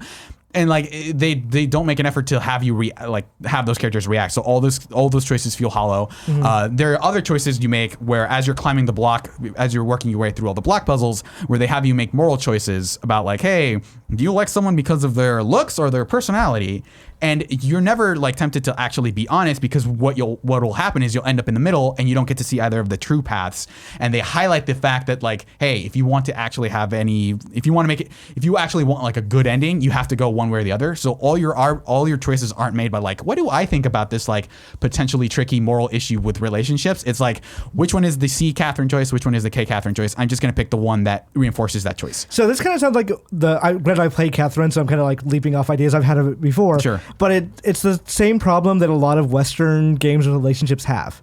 And Yeah. like it's a more reduced version of that of I have this person who I want to relationship bang whatever. Right. And like I'm just Relationship bang. going relationship comma / bang. yeah, basically, because that's what all relationships I'm sure are. you meant hyphen. Yeah. Relationship. Relationship bang. Do you really like someone if you don't want to bang them? Like that's honestly what most They're- yeah. most video game relationships are. Yes. Mass Effect, baby. Yeah. So But like, Mass Effect is also an example of this. Of I have this person who I am working toward, so Right. I'm going to answer questions in the direction of them, Right. of what they want to hear. Which it doesn't. At that point, it feels. I don't want to say gross because it is occasionally gross. But like, it makes them a quest item. right. Yeah. And it is especially egregious here because like you in something like Mass Effect or like Dragon Age, you can kind of forgive these flaws because it's part of a much grander game, right? Right. And so this game, the pitch is like we are more ostensibly focusing on that. We're like kind of narrowing down the potential possibility space of this game because we are focusing purely on relationships. And like the fact that the game, like the choices that you're making feel just as arbitrary kind of feels like a huge fault. But like there are points in this game where like they do have more in-depth conversations about relationships and what that stuff means, but that stuff feels like entirely divorced from the fact that you're making all these choices. So the other thing I want to talk about is like in Full Body they introduced a new character named Q. Catherine with a Q. Yeah. I'm just gonna call her Rin because that's what they always refer to her. With the Q? Yeah. They ran out of options. Like Yeah, so Catherine or Q or Rin, I'm just gonna call her Rin. Again, this conversation is going to be very confusing, and I apologize. So Rin is basically introduced as a wrench in the entire morality system, Right. And she's basically divorced from that morality meter, in that they make it very clear when you're answering a question about Rin. And all of those are about like accepting someone for who they are. Like, is it something where would you be able to date someone who's different? And they make these like allusions to who she is. And I'm not going to spoil things, but it's like, I know you're not going to spoil it, but I feel like there's a thing that we need to touch on there. sure. There was a controversy when that game came out in Japan. Yeah. That I guess assumption, that Rin is trans. Yeah, so here's where things get especially tricky. Is that I want to point out that I am a cis Latino male.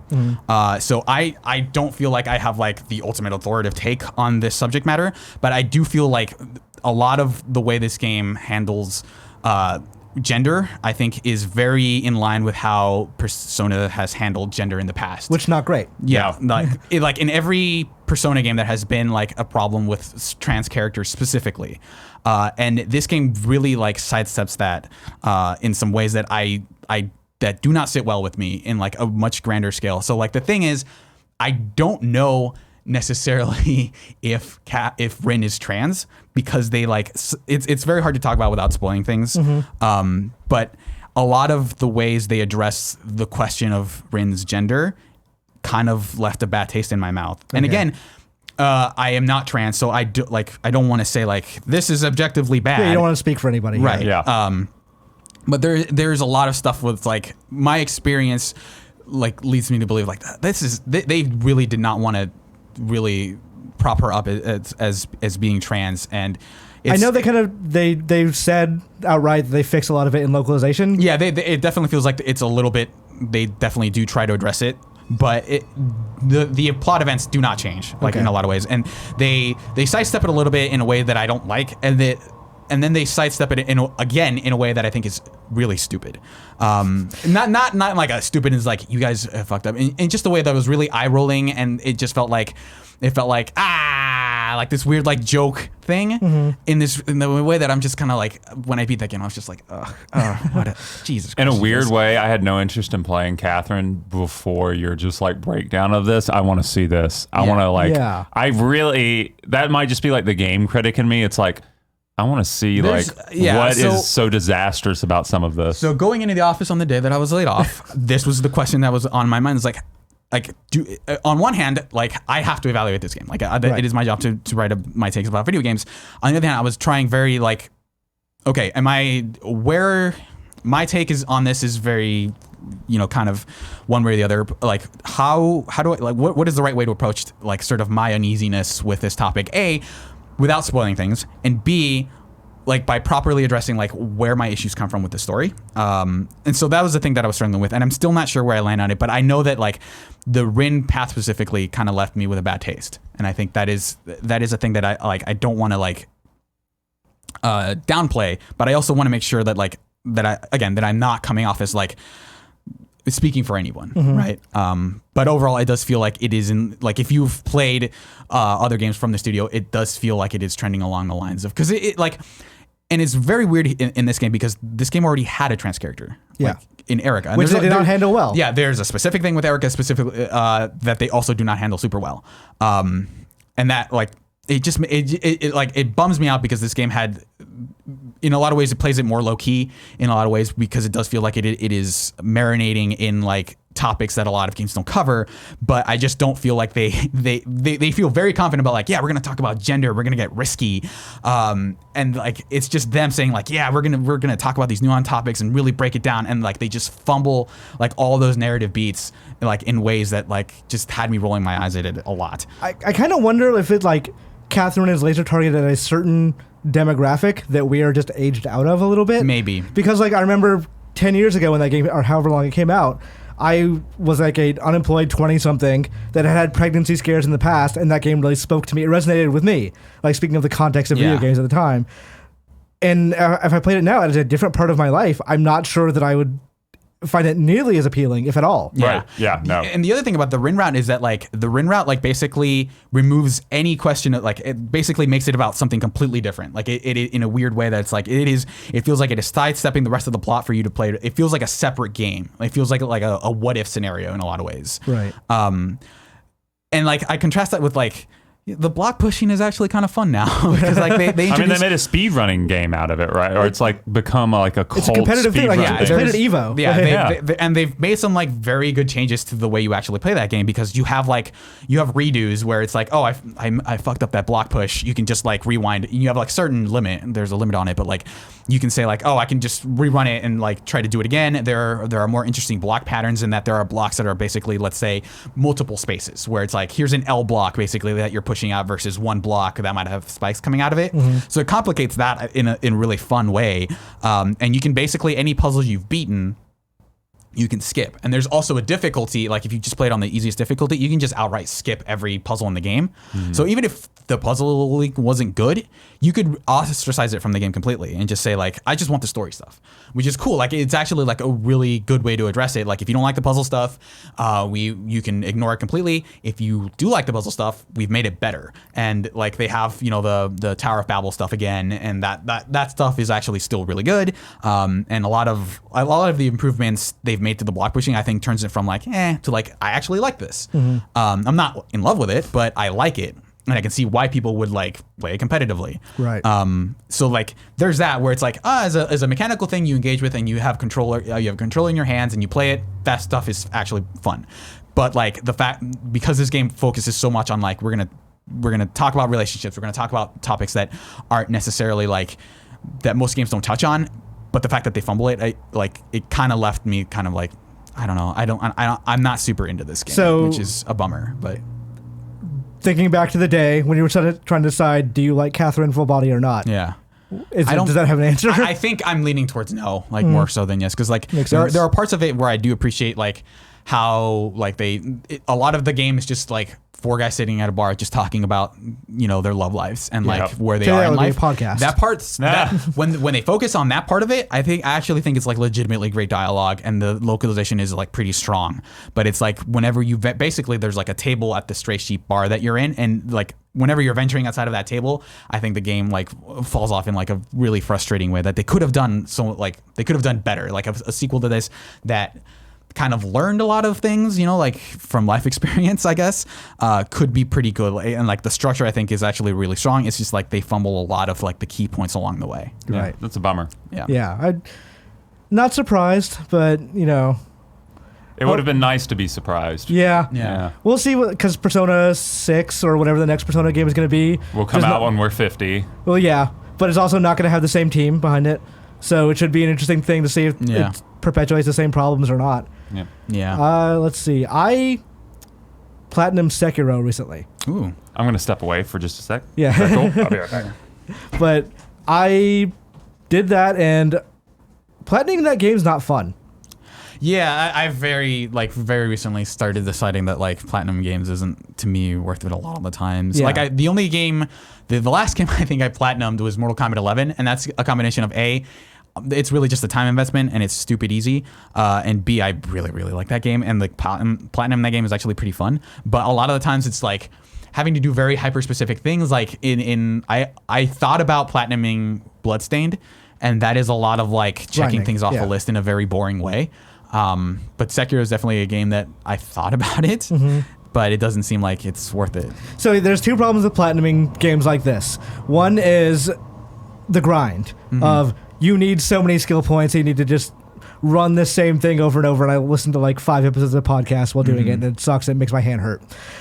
The other problem is, as the game, for hard games like Sekiro, as you start getting close to platinuming it, it means you've mastered its mechanics. You know, by the time you beat that final boss, that Sekiro has given you all the hard things that you can get. So how is the game going to still keep you challenged? And the answer is it sometimes cheats, and that sucks. Oh, yeah.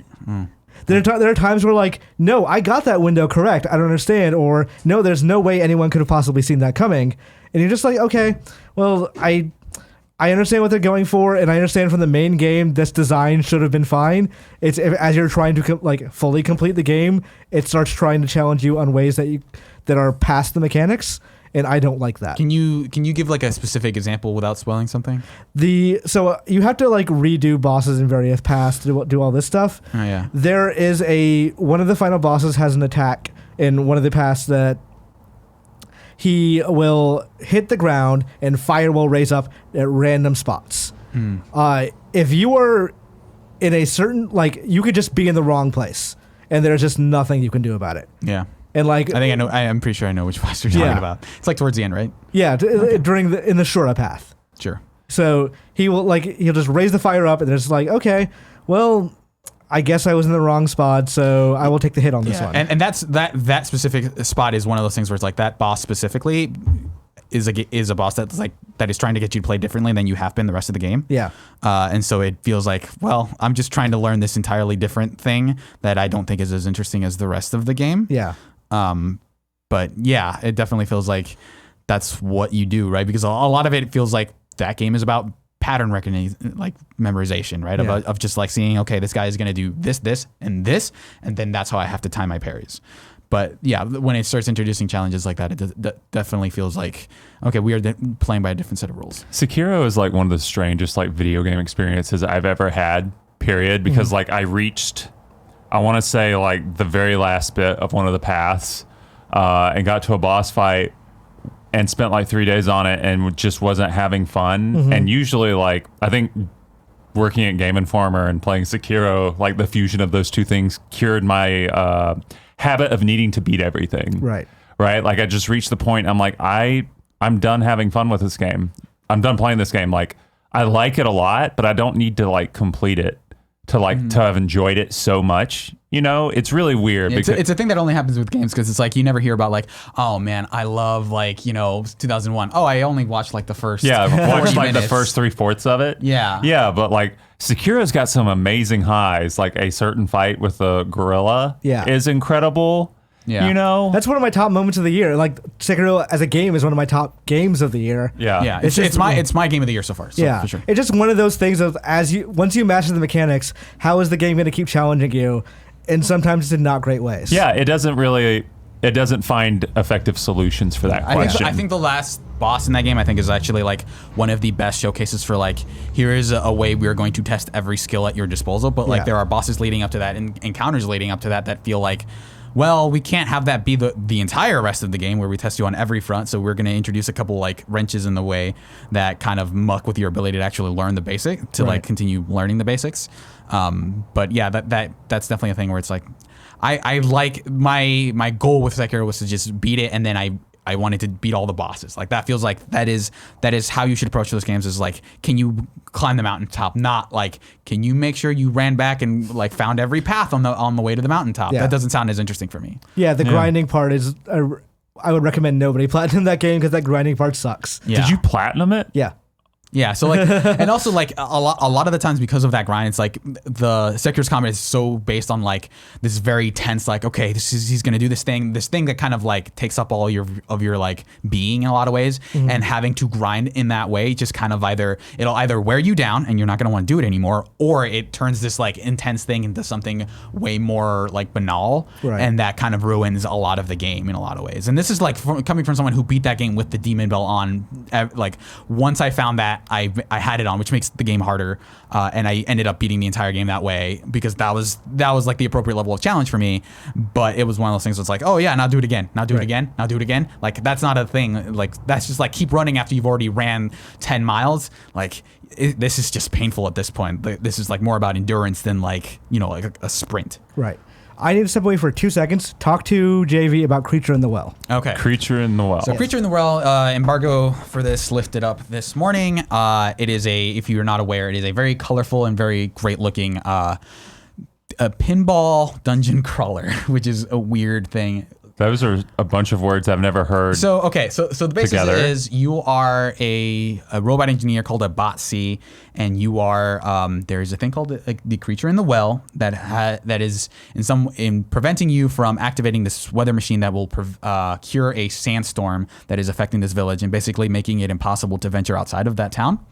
So the way you do this is you venture inside a mountain that has several components that you need to repair. And these are all basically like, think of them as like small Zelda-style dungeons, where it's like you go into that section, you see a map, and you're kind of exploring that map until you get to the boss. And the way you do that is instead of like attacking enemies or, like basically killing things, you're basically messing with like pinball layouts. And so the way you do that is you have let's basically like a sword and a bat, basically, let's say.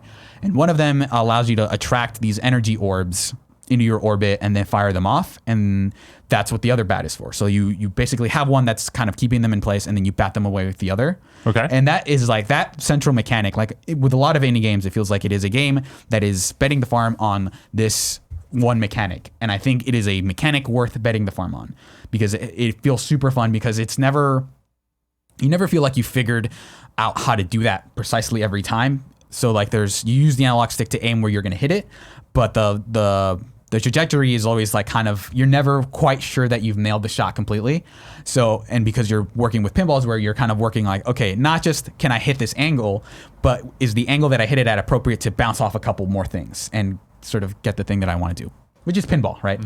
It feels more like Breakout in that sense, in that you're not playing as flippers that just do the one thing. You're moving around the space. You're kind of dodging things because there are obstacles like lasers and bombs that will get in your way, but no real like enemies that you're trying to kill.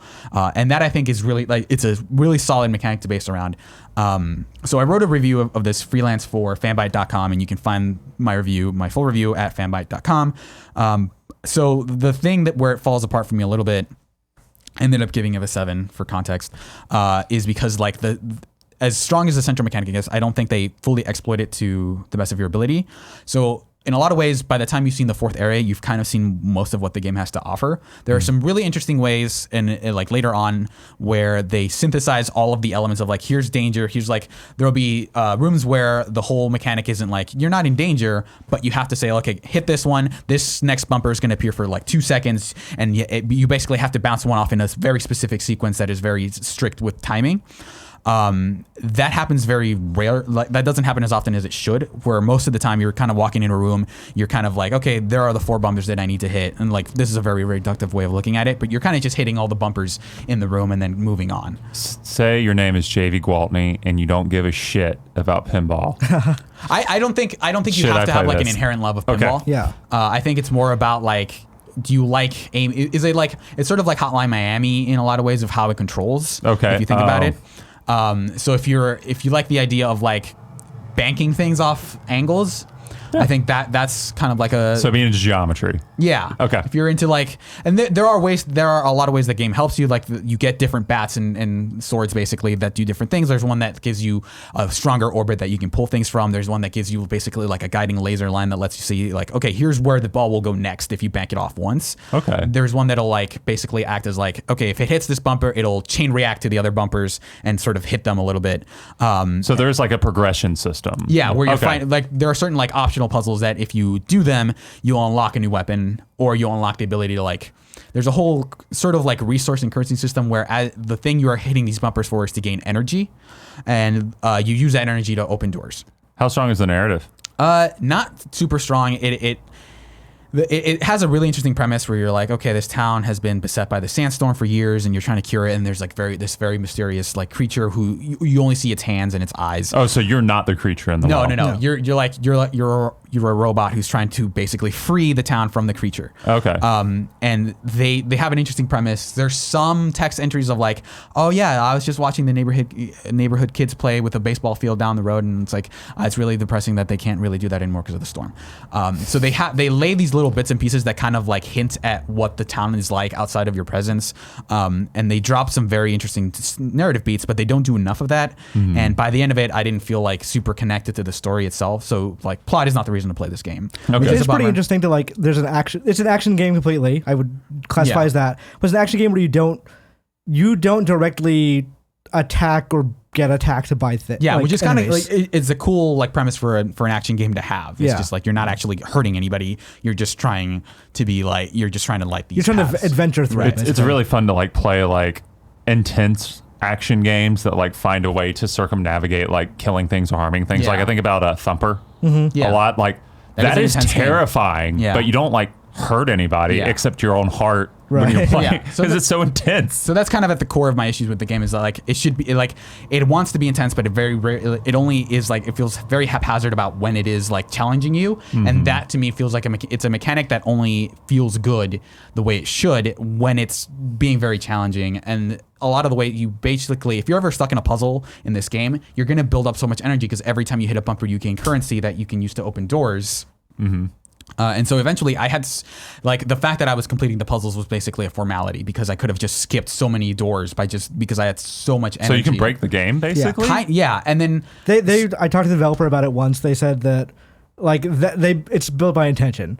that they wanted. So if you do get stuck, you can just go through. Yeah, and like, you can skip certain puzzles that you're stuck on, but it's like they go a little bit overboard. And like I got stuck on one puzzle and basically could just finish the game from there. And the other thing they do is that like there's like to successfully kill, like, let's say a bumper, you have to like deplete X energy, right? And so as you find optional puzzles, you gain the ability to have each time you hit a bumper consume more energy. So if there's a puzzle where you have to bank it off 4 walls, or maybe twice, you're eventually going to get upgraded to a point where it's like you can just do it once and it's like it makes the puzzle super easy. And a lot of the weapons do that as well, where it's like the upgrade system eventually ends up trivializing the puzzle aspect of it in some key ways, which makes the game a lot easier, which you don't want in this kind of game where you want the gameplay to be intense. And there are puzzles that I think are super strong, and like later on they have a lot of moments where they synthesize all the elements properly, but most of the time it doesn't like those elements don't come together as often as they should, which I do want to point out that I do overall like the game. I think it's fun enough to where if the core concept I'm selling you like is like sounds interesting, you should probably play this, but it's not like it is not like this game that was like blowing me away. And I would love to see a sequel to it for sure. Yeah, that's so weird though. It's like, I get that designing a puzzle-based game is hard, because it's a push and pull between like, well, how much leeway do we want to give to the player if they get super stuck? Mm-hmm. But at the same time, it feels like if you're just going to go to that extent, just do the Spider-Man thing, man, of like, do you want to skip this puzzle? Mm-hmm. You can skip this puzzle, but at the same time, maybe that defeats the whole game because I definitely did not do a single puzzle in Spider-Man, like at all. Yeah. Yeah. So I get that it's a hard thing to do, but that doesn't sound like an optimal solution to just like give you the tools to break because the like game. When it's one of those things of like they had good intentions with it, just the idea got away from them. And I think when this game is good, it is like a really strong, like solid, fun game that I like quite a bit. It's just like it feels like it is that game half the time, and the other game is just kind of like this very like kind of a mediocre game, but like so I ended up giving it a 7, which is a positive score, and I like the game. It's just a matter of like you can see where this game could be so much better. And to be clear, you gave it a 7 on Fanbyte. On Fanbyte, Is that, yeah. Can I ask you something about outside of Creature in the Well? You can ask me whatever you want, man. All right. Is it weird, because I'll probably be doing this too, is it weird like writing a review for another site now? Yeah, like the actual writing process of a review was very like introspective in the way that's like, okay, how much of my voice has been defined over the years by the Game Informer house style? Yeah. How much of it can I comfortably break out of and still like how much should I deviate from that house style? Like, is it appropriate for me to diverge, and how much of it is like my voice versus the house style that I need to break out of? Yeah, and what does the client want, right? Like it's that sort of thing too. Like, do they want the Game Informer style review, or do they want you to come out a little bit more into your own personal thing? Yeah. It's always that's what I'm concerned when I start like doing, because I'm going to do a couple of reviews on the side while I'm looking for something new, and it's like, well, what do they want? Do they want me? Do they want me being like just kind of funny and experimental or trying things, or do they just want just bread and butter, baby? Yeah, just and it's definitely one of the things where I had multiple drafts of that review, and just like trying to figure out like I'm just gonna restart this entire review with a different approach and see how that goes. So it was definitely like pretty intense, but it's like one of those things where I just have to,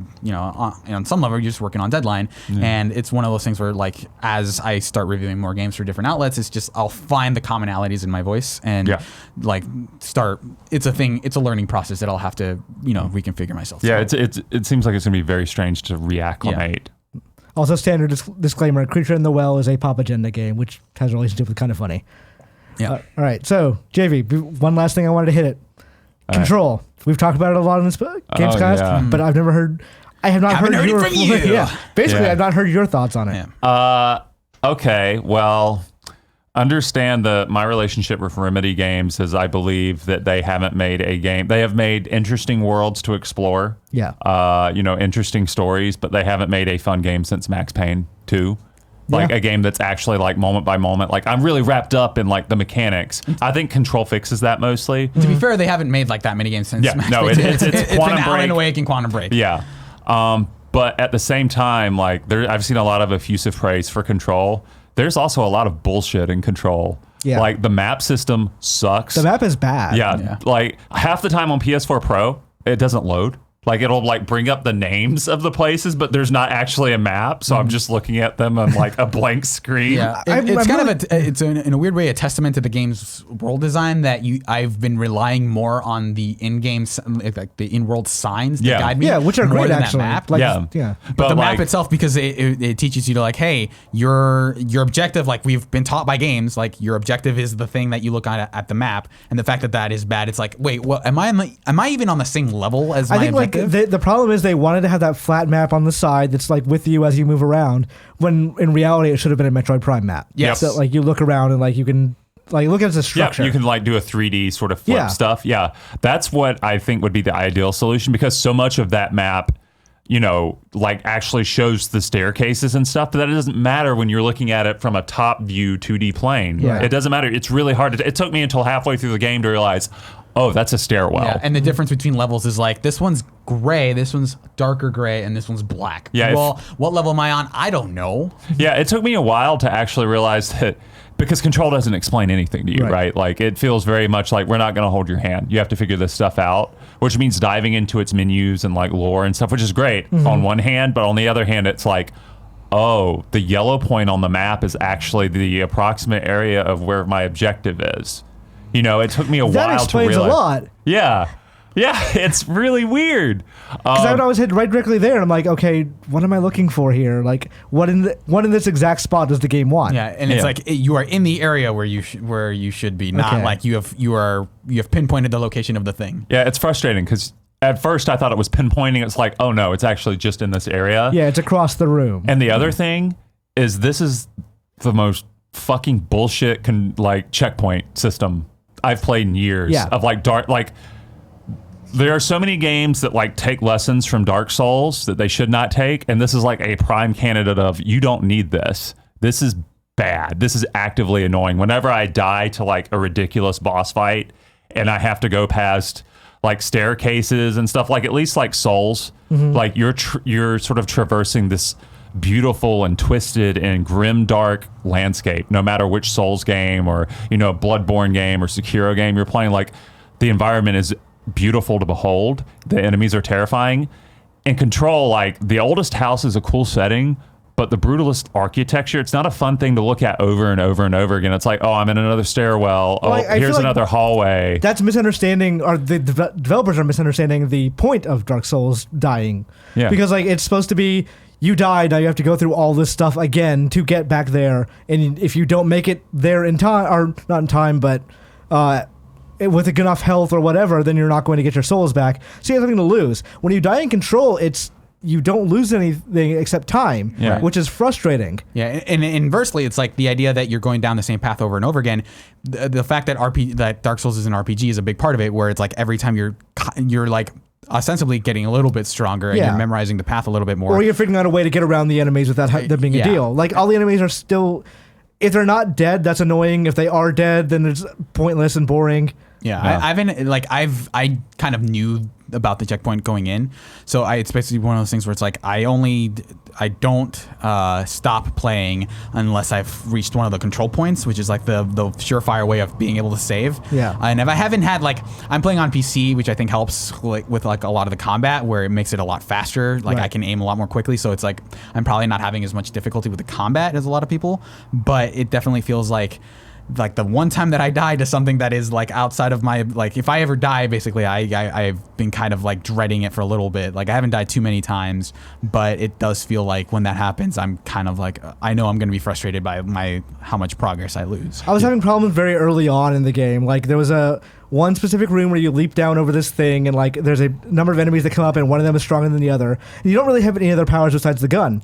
So I died there a couple of times because the game doesn't want you to stand in one place and shoot. They want you to move around. But this is like the second combat encounter in the game, so I didn't know. But every time I'd respawn, Jesse would say the same lines of like, "Oh, the hiss is your enemy too." Like, okay, then it's mine. It's like, okay, I get it. You don't need to repeat. You have acknowledged that I've died and done this before, because the like little collection items I've picked up are like I can't pick them up again. So the game understands. It's not resetting to an old state, but it's still redoing that same line of dialogue, and it makes it feel more and more repetitive. Yeah. I will say though, you know, I started off kind of crapping on the game, but the combat is like really good. Yeah. Once you start getting more, like I just got the dash, and that makes everything so much fun. Like you feel like the incremental steps of power with every new like ability you get are huge. Like there's strides. Like Jesse has gone from just being like, oh, someone who has a cool gun to I can pick up a freaking like copier and beat an enemy to death with it. I can dash around. I don't want to get into like later abilities, but there are some really cool abilities. Whenever you enter a combat arena, you feel like you have so many ways to approach any individual like enemy, not even just the encounter of like, okay, I can hide it over this way, I can teleport this way, I can like try to brute force them by going up to a shield and then meleeing them and then using the shotgun version of the gun.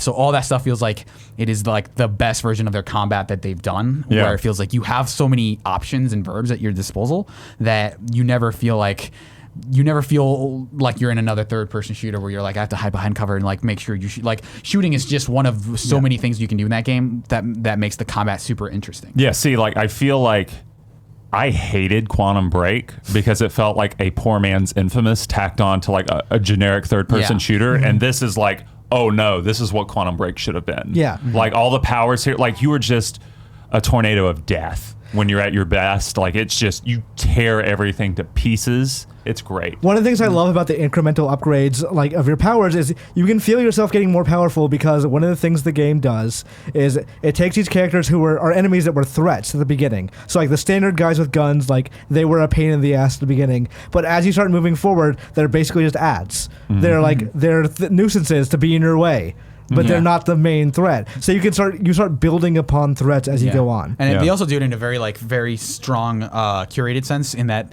you meet the snipers and they're like, oh man, these guys are going to one-shot me. And then you get the shield ability. So it's like, okay, these guys, I have solved this enemy with this ability. And they get you to think critically about like, this ability counters this enemy, this ability counters this enemy. And like, here's how I can like, and here's how like this arrangement of enemies is going to get me to mix up my approaches and how I think about those locks and key abilities in that way. Which is why I actually think it's a very interesting Metroidvania that way, because you were getting powers to solve enemies, not locations. Yeah, there's not a whole ton of like puzzle solving of like, oh, here's an area that requires me to like, turn into the morph ball and right. So that isn't like where this game is a Metroidvania. It is like a lot of the edges of like the traditional Metroidvania have been sanded off here, where it's like, okay, I know that I cannot get past this area because this area requires a level 5 key card. I will come back to this area way later. And it's not like here's a pit of lava. Can I make that jump, or do I need an ability? Right. So it always makes it certain that you will never have to think about that problem that a lot of those Metroidvania games have. It's like, can I actually do this, or do I need to come back? Yeah. My favorite.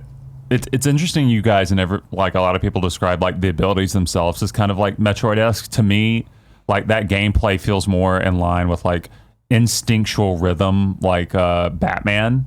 Almost like, you're talking about the snipers. So like, oh, I'll throw up a shield when they're firing at me, and then I'll just like levitate this item to smash the shotgunners to my left. Like everything, you're reacting to things that are coming at you as fast as you can with like the right prompts. Yeah. And like getting to the place where you can move that way and think that quickly and just react.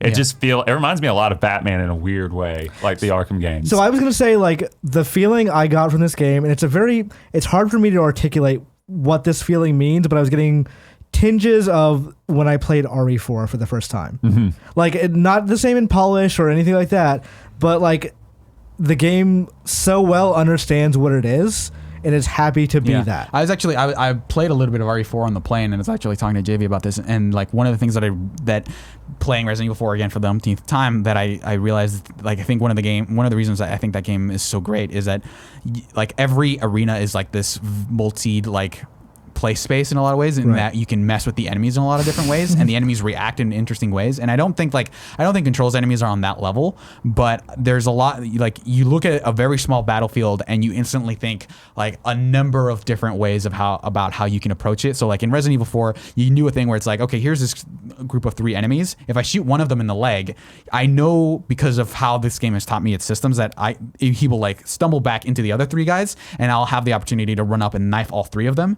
Like, I'm thinking about my approaches in Control in a lot of the same ways. Not like, I can shoot this guy in the knees, but it's like, if I do this, I know that this will happen, and this will cause a chain reaction that I can use to like further my approach, right? Like Right. to do things like that. And it feels like such a rich play space that you can just manipulate the battlefield in ways that feel both creative and useful. Yeah, like the combat and the world building and control are so good and rich that it makes it easy to forgive like a lot of its failings, because I think there are quite a few. Like there's one boss fight, for example, and I'm not going to say which one, where like I learned the pattern and then I went to like go do the fight, only to find out for the first 10 seconds of the fight the boss is inexplicably invincible during like the window when you should be attacking him, and then I died. And it's just stuff like that where like the game pushes against you in a way that's unfair. Yeah. You know, it's really frustrating. Yeah, it feels like it's like in a ways that Resident Evil 4 wasn't. It feels like it is tied to like the arbitrary like limits of like, well, we have to curate the experience for the player by like having like we want to make this cinematic in a way, and so we're gonna like introduce twists on the gameplay that don't abide by the rules that we've laid out for them. Yeah. I will say, like, one of the things I like about this game is that Remedy games have this very, I don't know how to put it, like, kind of alien feel with their dialogue, which is not always intentional. Yeah. Like I think a lot of people describe it as campy in a lot of ways, Yeah. or like self-aware. I think it fits much better in Control. Yeah. Because everything should feel off. Yeah, like it's, God, Lynchian is like just one of those terms that you don't really want to say when you're a writer because it's so, cliche, but we've like, already used it in this podcast. it really fits here. Yeah. Like, obviously, because they just take so much inspiration from Twin Peaks, from a bunch of other places. X-Files, from X-Files, SCP, yeah. From like House of Leaves. There's so much from House of Leaves in here. It's just wild. This game can, as somebody that has liked Max Payne, but didn't necessarily love it. I liked Alan Wake, didn't necessarily love it. Did not like Quantum Break. This kind of cements Remedy as like, oh, I can see why everyone thinks they have this amazing level of talent. Yeah. Because they absolutely do. Yeah, it's just a matter of like arranging that talent in the right way, I feel like, and Max Payne did it for me. Alan Wake did not do it for me because I just was so bored playing that. Like the story was cool, but it was a chore to get through that. This is like the first one in a long time where it's just the marriage is almost there, right? Yeah. Like it's almost, I don't want to say perfect because there's a lot of problems here, but it's the most satisfying to both play and experience, the other elements. Yeah, they're like one or two refinements away from an all-time classic. Yep. All right. I think that's going to do it for this Gamecast. Yeah. Yay. Before we go, you guys, I want you to I'm giving you an open mic to say whatever you want to do about where people can find you, what you plan to do next, if you even know, and it's fine if you don't, or just who you want to shout out, what you want to say about Game Informer, any of it. I don't know that I have like a lot of places, you can find me on twitter.com /Suriel Vazquez, SURIELVAZQUEZ. For now, I'm taking it kind of easy. I'm sticking to freelance for a little while, trying to figure out what my next move is. But if you want to follow me on there and look at my posts, I guess you can.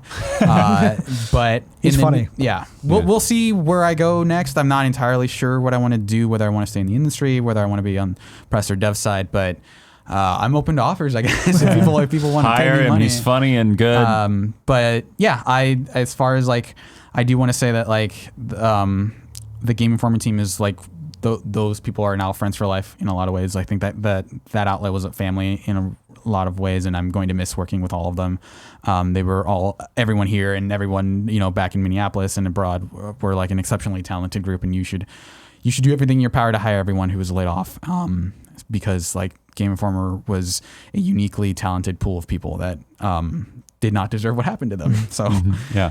To be clear, outside of that, besides the three of us, there is Elise Favas, there's Jeff Marchiafava, there's Matthew Burtz, who else? Kyle Hilliard. Kyle Hilliard, and that's all seven, right? Yeah. By the way, Kyle Hilliard is streaming at twitch.tv/Kyle Impersonator every morning at 11 a.m. Central Time, which for you guys on Pacific Time is 9 a.m. Yeah. So watch his stream. He's playing through Metal Gear Solid for the Game Boy, which is Metal Gear Solid Ghost Babel. Yes. And he's very entertaining. That game seems kind of weird, but I've been watching that stream and it's been very fun. Yeah.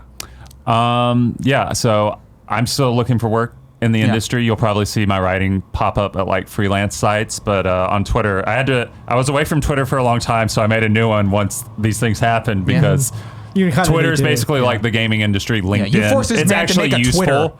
Yeah. That's a mistake. But let me look at this like an old man. My username is @IV_JAVY. So I'm there. I'm looking for full-time opportunities, both dev side and journalism side. So if you have anything, hey, it's me. Hire me. When I was still freelancing and before I came to Game Informer, I remember having a discussion with a friend about Javy specifically of if I continued freelancing, there's no way I'd ever be as good as Javy because this man hustled more than anyone else could possibly As someone who was do. freelancing at the same time as he was, it was like one of those things where, man, He had Javy has bylines more hustle than on I could every ever site, have. every day. Yeah. We couldn't, none of us could match up. And I remember applying for the job, and I remember before I applied for the job, I wasn't sure of myself. I didn't think I could do it. I DM'd JV because we were Twitter mutuals, but we never actually really had a conversation much. Yeah, we didn't talk that much. Yeah. So I was like, JV, hey, do you think I could do this job? And you're like, yeah, you'd be great. And I was right because I'm always right. You were amazing at your job. But thank you so much. But I want to echo what these guys said. Game Informer was a family. They're lifelong friends. All the people who were let go and the people who are still there, they affected our lives in ways that we're not going to be able to say because there's just no words for it. Even for writers, there's just no words Even for beyond it. the fact that we signed a thing that says that limits what we can talk about legally. Yeah. But I hope that everyone lands on their feet and that everyone at Game Informer knows how much they meant to us, that all of our fans from Game Informer know how much it meant. I want all of the kind of funny best friends and all of you guys to know that all your enthusiasm and support has meant to all of us that all that stuff blunts the edge so much. On a day Yeah. that I felt like I was completely replaceable and not necessarily important, seeing the outpouring of love from people who's someone from that I used to go to high school with reached out to me and said hey, I've been a fan of you for a while, and also I went to high school with you. Was he a fan of you in high school? We didn't really we hung out a little bit, but not a whole lot. You get to look at the pictures back then. It's like Fake in the background. fan. Yeah, so seeing everyone just reach out and all the DMs I've been getting, that has meant the world to me in a way that people will never know. So I really appreciate all the love. So Yeah, no, same. I speak for everyone at Game Informer. If you've sent, messages of support or whatever, trust us. Everyone who's not with the magazine anymore and everyone who's still with the magazine have deeply appreciated it. It has made this time a lot easier than it would be otherwise, I feel like. Yeah. So thank you guys again. If you're a Patreon subscriber, we're going to the post show in a minute, but just wanted to say again, thank you to Kind of Funny. Thank you to Greg Miller for making this happen. Yeah, no, thank you both. Yeah. Or thank you everyone. Yeah, both. All right. We'll see you guys later. Great show. That was dope. Oh, you. boy. Well, now we're on the post show. All right. Relax. Go to the bathroom. Do whatever you need to do. All right. all right. All right, Twitch chat. How you guys been? I know we Hey, kept you here for a Twitch. while. I had to take a bathroom break in the middle of that because I'm like, oh yeah, I can wait. It's not going to be a big deal. Yeah. You'd think that, but it starts compounding exponentially. No, I broke You didn't too. want to literally I shit the bed on your apologize. first hosting gig. Yeah. What'd you guys think? How'd you guys like the show? Was it a disaster? A lot of control Oh, puns. great Great show, show. y'all. Yeah, hell All right, yeah. we're okay. Yeah. Thank you, Mike. The Mike L. Greg seal does of not have to approval. fire me. Hope we didn't fuck it up. Yeah. Oh, man. I'm really sad because I wanted Birch to be on this episode as well. Yeah. Yeah. He's working. He came here for a gig, so obviously he couldn't be on. Yeah. But it's hopefully all of us at some point can get together. I know there's talk of something in the future, but it's still a weird thing to not identify myself as Game Informer. Yeah, it's anymore. in the way that a lot of people identify themselves as temporarily out of luck millionaires. I feel like I'm still a temporarily out of luck Game Informer editor. Yeah. Where it's again, it hasn't sunk in for me completely yet. So it does feel like at some point I'll go back to that office, right? There's that cafe next to the office. I'll get the cookies from there that I like so much again. No, I won't, but we'll see. Yeah. Yeah. Oh, sorry. I called you guys Twitch chat, your YouTube chat. Oh, whoops. Yeah. We are very sorry. It's our first day on the job. First and last Yeah. day. Well, no, not for me. Yeah. I got to do it tomorrow. But yeah. Yeah. So, what are you guys looking forward to playing? We play video games still. Yeah, I'm currently in the midst of another review game that I can't talk about, but it's been surprisingly good. Ooh, very fancy. Yeah. I still want to play More Control. I still have not finished it, so I'm very excited to get back to that. I want to dive into Astral Chain as soon as I have time. I've been hearing very good things about that game, so I'm super excited to play that at some point. I still want to play more Fire Emblem. There's just a lot of stuff, and there's a lot of stuff coming. So I do want to play Gears 5. Yeah. I've heard good things about that game. Today, Yeah, right? I think, well, embargo's Friday. lifted today. I think it's Friday. That If you got the Ultimate Pass edition, yeah, it's already I have out. Game Pass, so I'll be getting, like, Oh I'll yeah, have it's on access Game to Pass. that. I'll just download it when I get home. Yeah. I do want to play Borderlands mostly because it was like a very nostalgic game for me and my group of friends. Yeah, me too. Like, I'm like- excited for that. It was like the last time that we all just said, yeah, we've all already beaten Borderlands like 4 times. Let's do it a 5th time, and this time like everyone bring their giant TVs and we'll all play in our basement. And we just played it in like one 27-hour sitting where we all just did nothing but play Borderlands and sleep in my basement, and that was like a ton of fun. And I In feel that like, sense, the Game Informer layoffs were great. yeah, Now so now you've I have got a lot of time. Yeah, but like I said, it's like I technically have a lot of time, but I'm using a lot of that Yeah. time.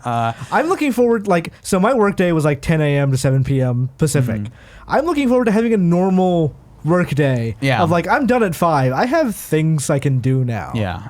For me, it's like just not having to work on Saturdays because I was like the weekend editor for Saturdays. You were the Saturday editor. So it's like having my weekends, be like not this weird quasi 3-day thing where it's like I'm technically home. I 3 days out of the week, but it's like on Monday you still do things like Yeah. you get emails, there are deliverables. Business that- is still open. Right. So Yeah. it's like you'll get email from PR people, you'll get review codes, and it's like one of those things where it's like if you're reviewing a game with a tight deadline, you're not just gonna say like, well, it's technically Monday and it's my weekend day, so I'll just like hold off on it. It's like you hop on that review Yeah. like the second you get it, and they're also like if I get edits back on like a piece for the magazine, that stuff still happens on Monday. So it's one of those things where like my weekend was always kind of weird.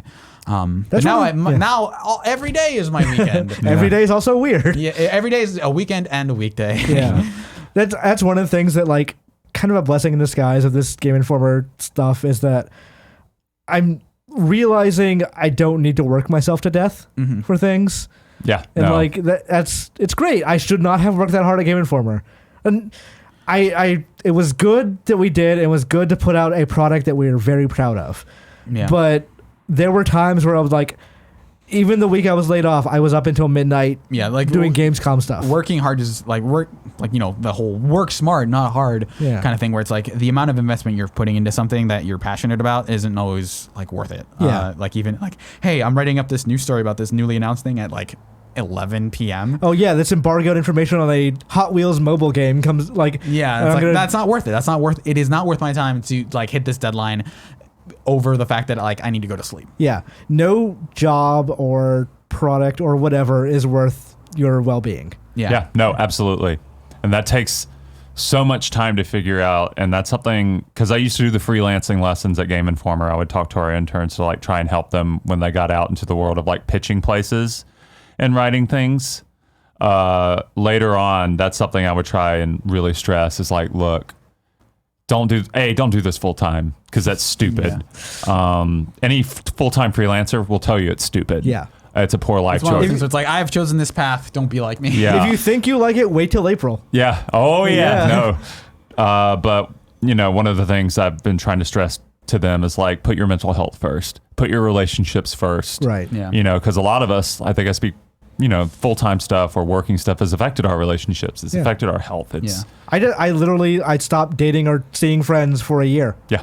And it's like I didn't notice it because it's just like it's so easy to not notice it, thinking, well, the job comes Yeah. first. Putting Like, your life on pause. I'm focusing on my career, and it's so easy to do in games journalism, especially because there's so few jobs for so many people who want to do them. Yeah. You really feel like you have to earn your place. Yeah, and it's also a thing where it's like it's not even like a tortured artist kind of thing where it's like, oh, you have to suffer for your art. It's like on a pragmatic level, it's like if you are trying to be like, for example, a full-time freelancer, you're not like if you're reviewing a game because it's like, hey, it's this anticipated release, I'll get paid to review it, but I don't know that I'm really into that. Like if you were to tell me like, would I play this game if I wasn't going to play it on my own? Like your work is going to suffer for that. Like not having an active interest in the thing that you're trying to review, like you're not going to give it a chance. You're going to be like more necessarily affected by some of the things we talked about earlier about like outside circumstances affecting like how you view a game. And so like doing reviews because it's like, well, this is a job, like like because a lot of freelancers are basically like it's an open secret that like you're gearing up for a full-time gig, right? And you want to have strong samples to have, and so you want to make sure that you're able to approach every feature or whatever you're doing with the mindset of like I want this to be something that I can recommend myself with. So doing workman-like work for like in freelance is not necessarily always worth it. And I get like absolutely if you need to pay rent, do what you can, do what you have to. But which goes back to the suggestion of like if you can like try to have something else beyond freelancing. I remember working a full-time job and then coming home and doing like an article, like a freelance article, and I looked at it, I was like, this is terrible writing. Like this is not just my normal look at the like self-editing process. Like I don't have the mental capacity to do this well. Yeah. And it reflects on your work in a way that like very slowly taught me of like you have to realize when things are not worth it. Yeah, I would be like, I remember looking at that and thinking to myself, I would be ashamed if my byline was on this. And it's not just a normal ego thing. It's like if people looked at this, looking at me for a job, they would think I'm awful at this. Yeah. No, I've had those feelings before, definitely, of like, spending all day working and then coming home, because I used to teach and be a graduate student, and a lot of my early like writings were garbage. Like, because of that, because I was so emotionally burned out, besides the inexperience of like, oh, I'm tired, so for freelance writing, I think it's best to like have a part-time job, and freelance on the side. As much as like I hated the idea of having like, oh, I don't want to go to a job that I hate, but it's like, it's one of those things where having something reliable for income and having something that you're passionate about they can help each other in a lot of ways. As long as the thing that you're doing isn't like, let's say working in an Amazon warehouse or something. Or having a job where you're actively being exploited and you feel like complete garbage, like having a thing on the side isn't always necessarily a bad thing. Yeah, no, like you get that financial support that can help you during times of like, oh, my cat's sick or, I'm sick or whatever. Yeah. Because those are often like the most crushing blows during full-time freelancing is like vet bills, health bills for you and your partner or whatever, just unexpected expenses, not even talking about taxes because holy crap, Like with freelancing, you think, okay, I'm making it. I'm doing okay with this stuff. And then you realize, oh, wait, none of my taxes were ever taken out. So when you actually do file them, there's a third of your income that you've got to pay out there. And you got to file those papers like 4 times a year, basically. Yeah. Which is a bummer, but it's not great. One of many reasons I don't recommend doing it freelance or doing it full time. So. I would work on other things first and then freelance for when you have ideas to freelance. Yes. No, I think that's the proper way to do it too, because then like your best stuff's going out there. You're not just turning in like list after list after list after this, which is what I did as a full-time freelancer to survive. Like I wrote a bunch of lists and reviews and stuff. Yeah. Very few features. I came up with a lot of weird ideas for features when I was full-time freelance. Hey guys, one of the ones I was thinking about pitching someplace was top 10 games to play when you're laid off. Would you read that? I would personally read that because it would speak to me. I was thinking the other day, Suriel, about one time we were doing the morning meeting, and like I Skype into those or FaceTime into those or whatever, and it was I think like a month before E3, and you just very matter-of-factly said, "Yeah, I'm working on this feature where I'm going to talk to a fortune teller about predictions at predictions for E3. Does anyone know a good fortune teller to talk to?" And the entire room just paused for about 2 seconds and just erupted in laughter. That's still the best feature pitch I've ever heard. Yes. Of like, this is just a sort of matter-of-factly thing of like, I'm going to talk to a fortune teller and see what she says. Yeah, that was a really weird confluence of things where it's like, here's a really dumb idea that I'm kind of like into. And then it ended up being like one of the most popular videos we've done on Game Informer's YouTube channel. So that was like a weird mix of like, sometimes it pays to be completely out there. Yeah. Sometimes it pays to just, if you think it's a fun idea and you think it's cool, just do it. Like, just throw it out there, see what you can get done. Like one of the former GI interns, Jacob Geller, has been killing it on video recently. Jacob is the best. Legitimately great video essays he's been doing. Like, he's going to be more famous outside of Game Informer than he was with it, honestly. Yeah, for sure. So, like, just if you have the idea and you have the know-how and you have the knowledge, or even if you don't have any of those things and you can get them, like, go try the weird idea. Try the strange thing. The thing that I think most people should keep in mind for trying those weird things is, like, the resources that you need to do those weird things are out there and free.